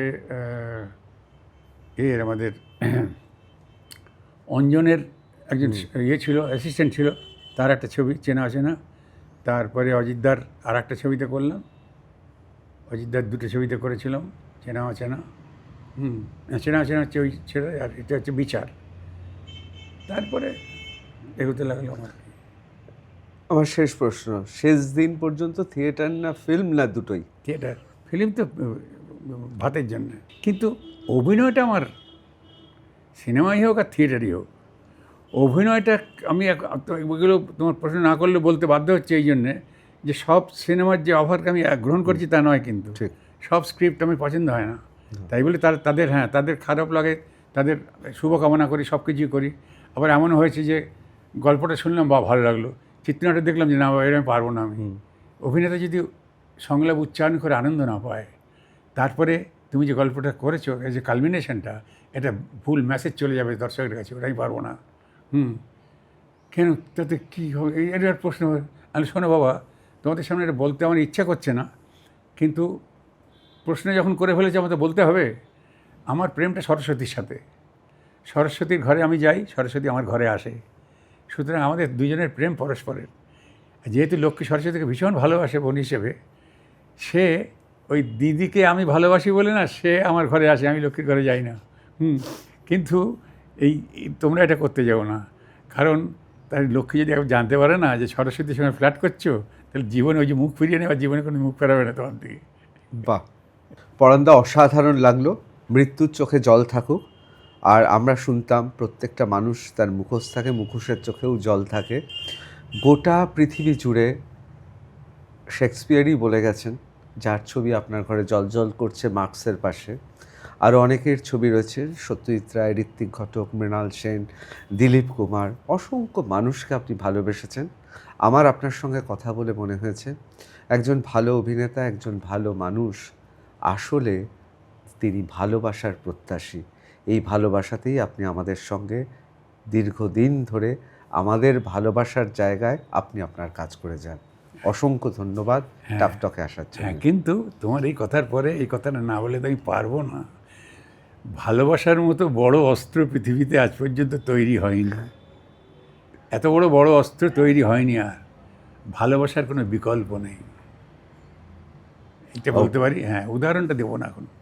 না, উদাহরণ না দিলেও আমি বলছি, আমাদের পাগলা দাশুতে আপনি অভিনয় করেছেন, আজকে টাফটকে এলেন, অন্য কিছু তো দিতে পারেনি। আপনি ভালোবেসে আপনি স্নেহ করেন বলেই সুযোগ দিয়েছেন। আপনি এরকমই থাকুন। Thank you. থ্যাংক ইউ পরানদা। হ্যাঁ, ভালো থেকো সবাই, নমস্কার।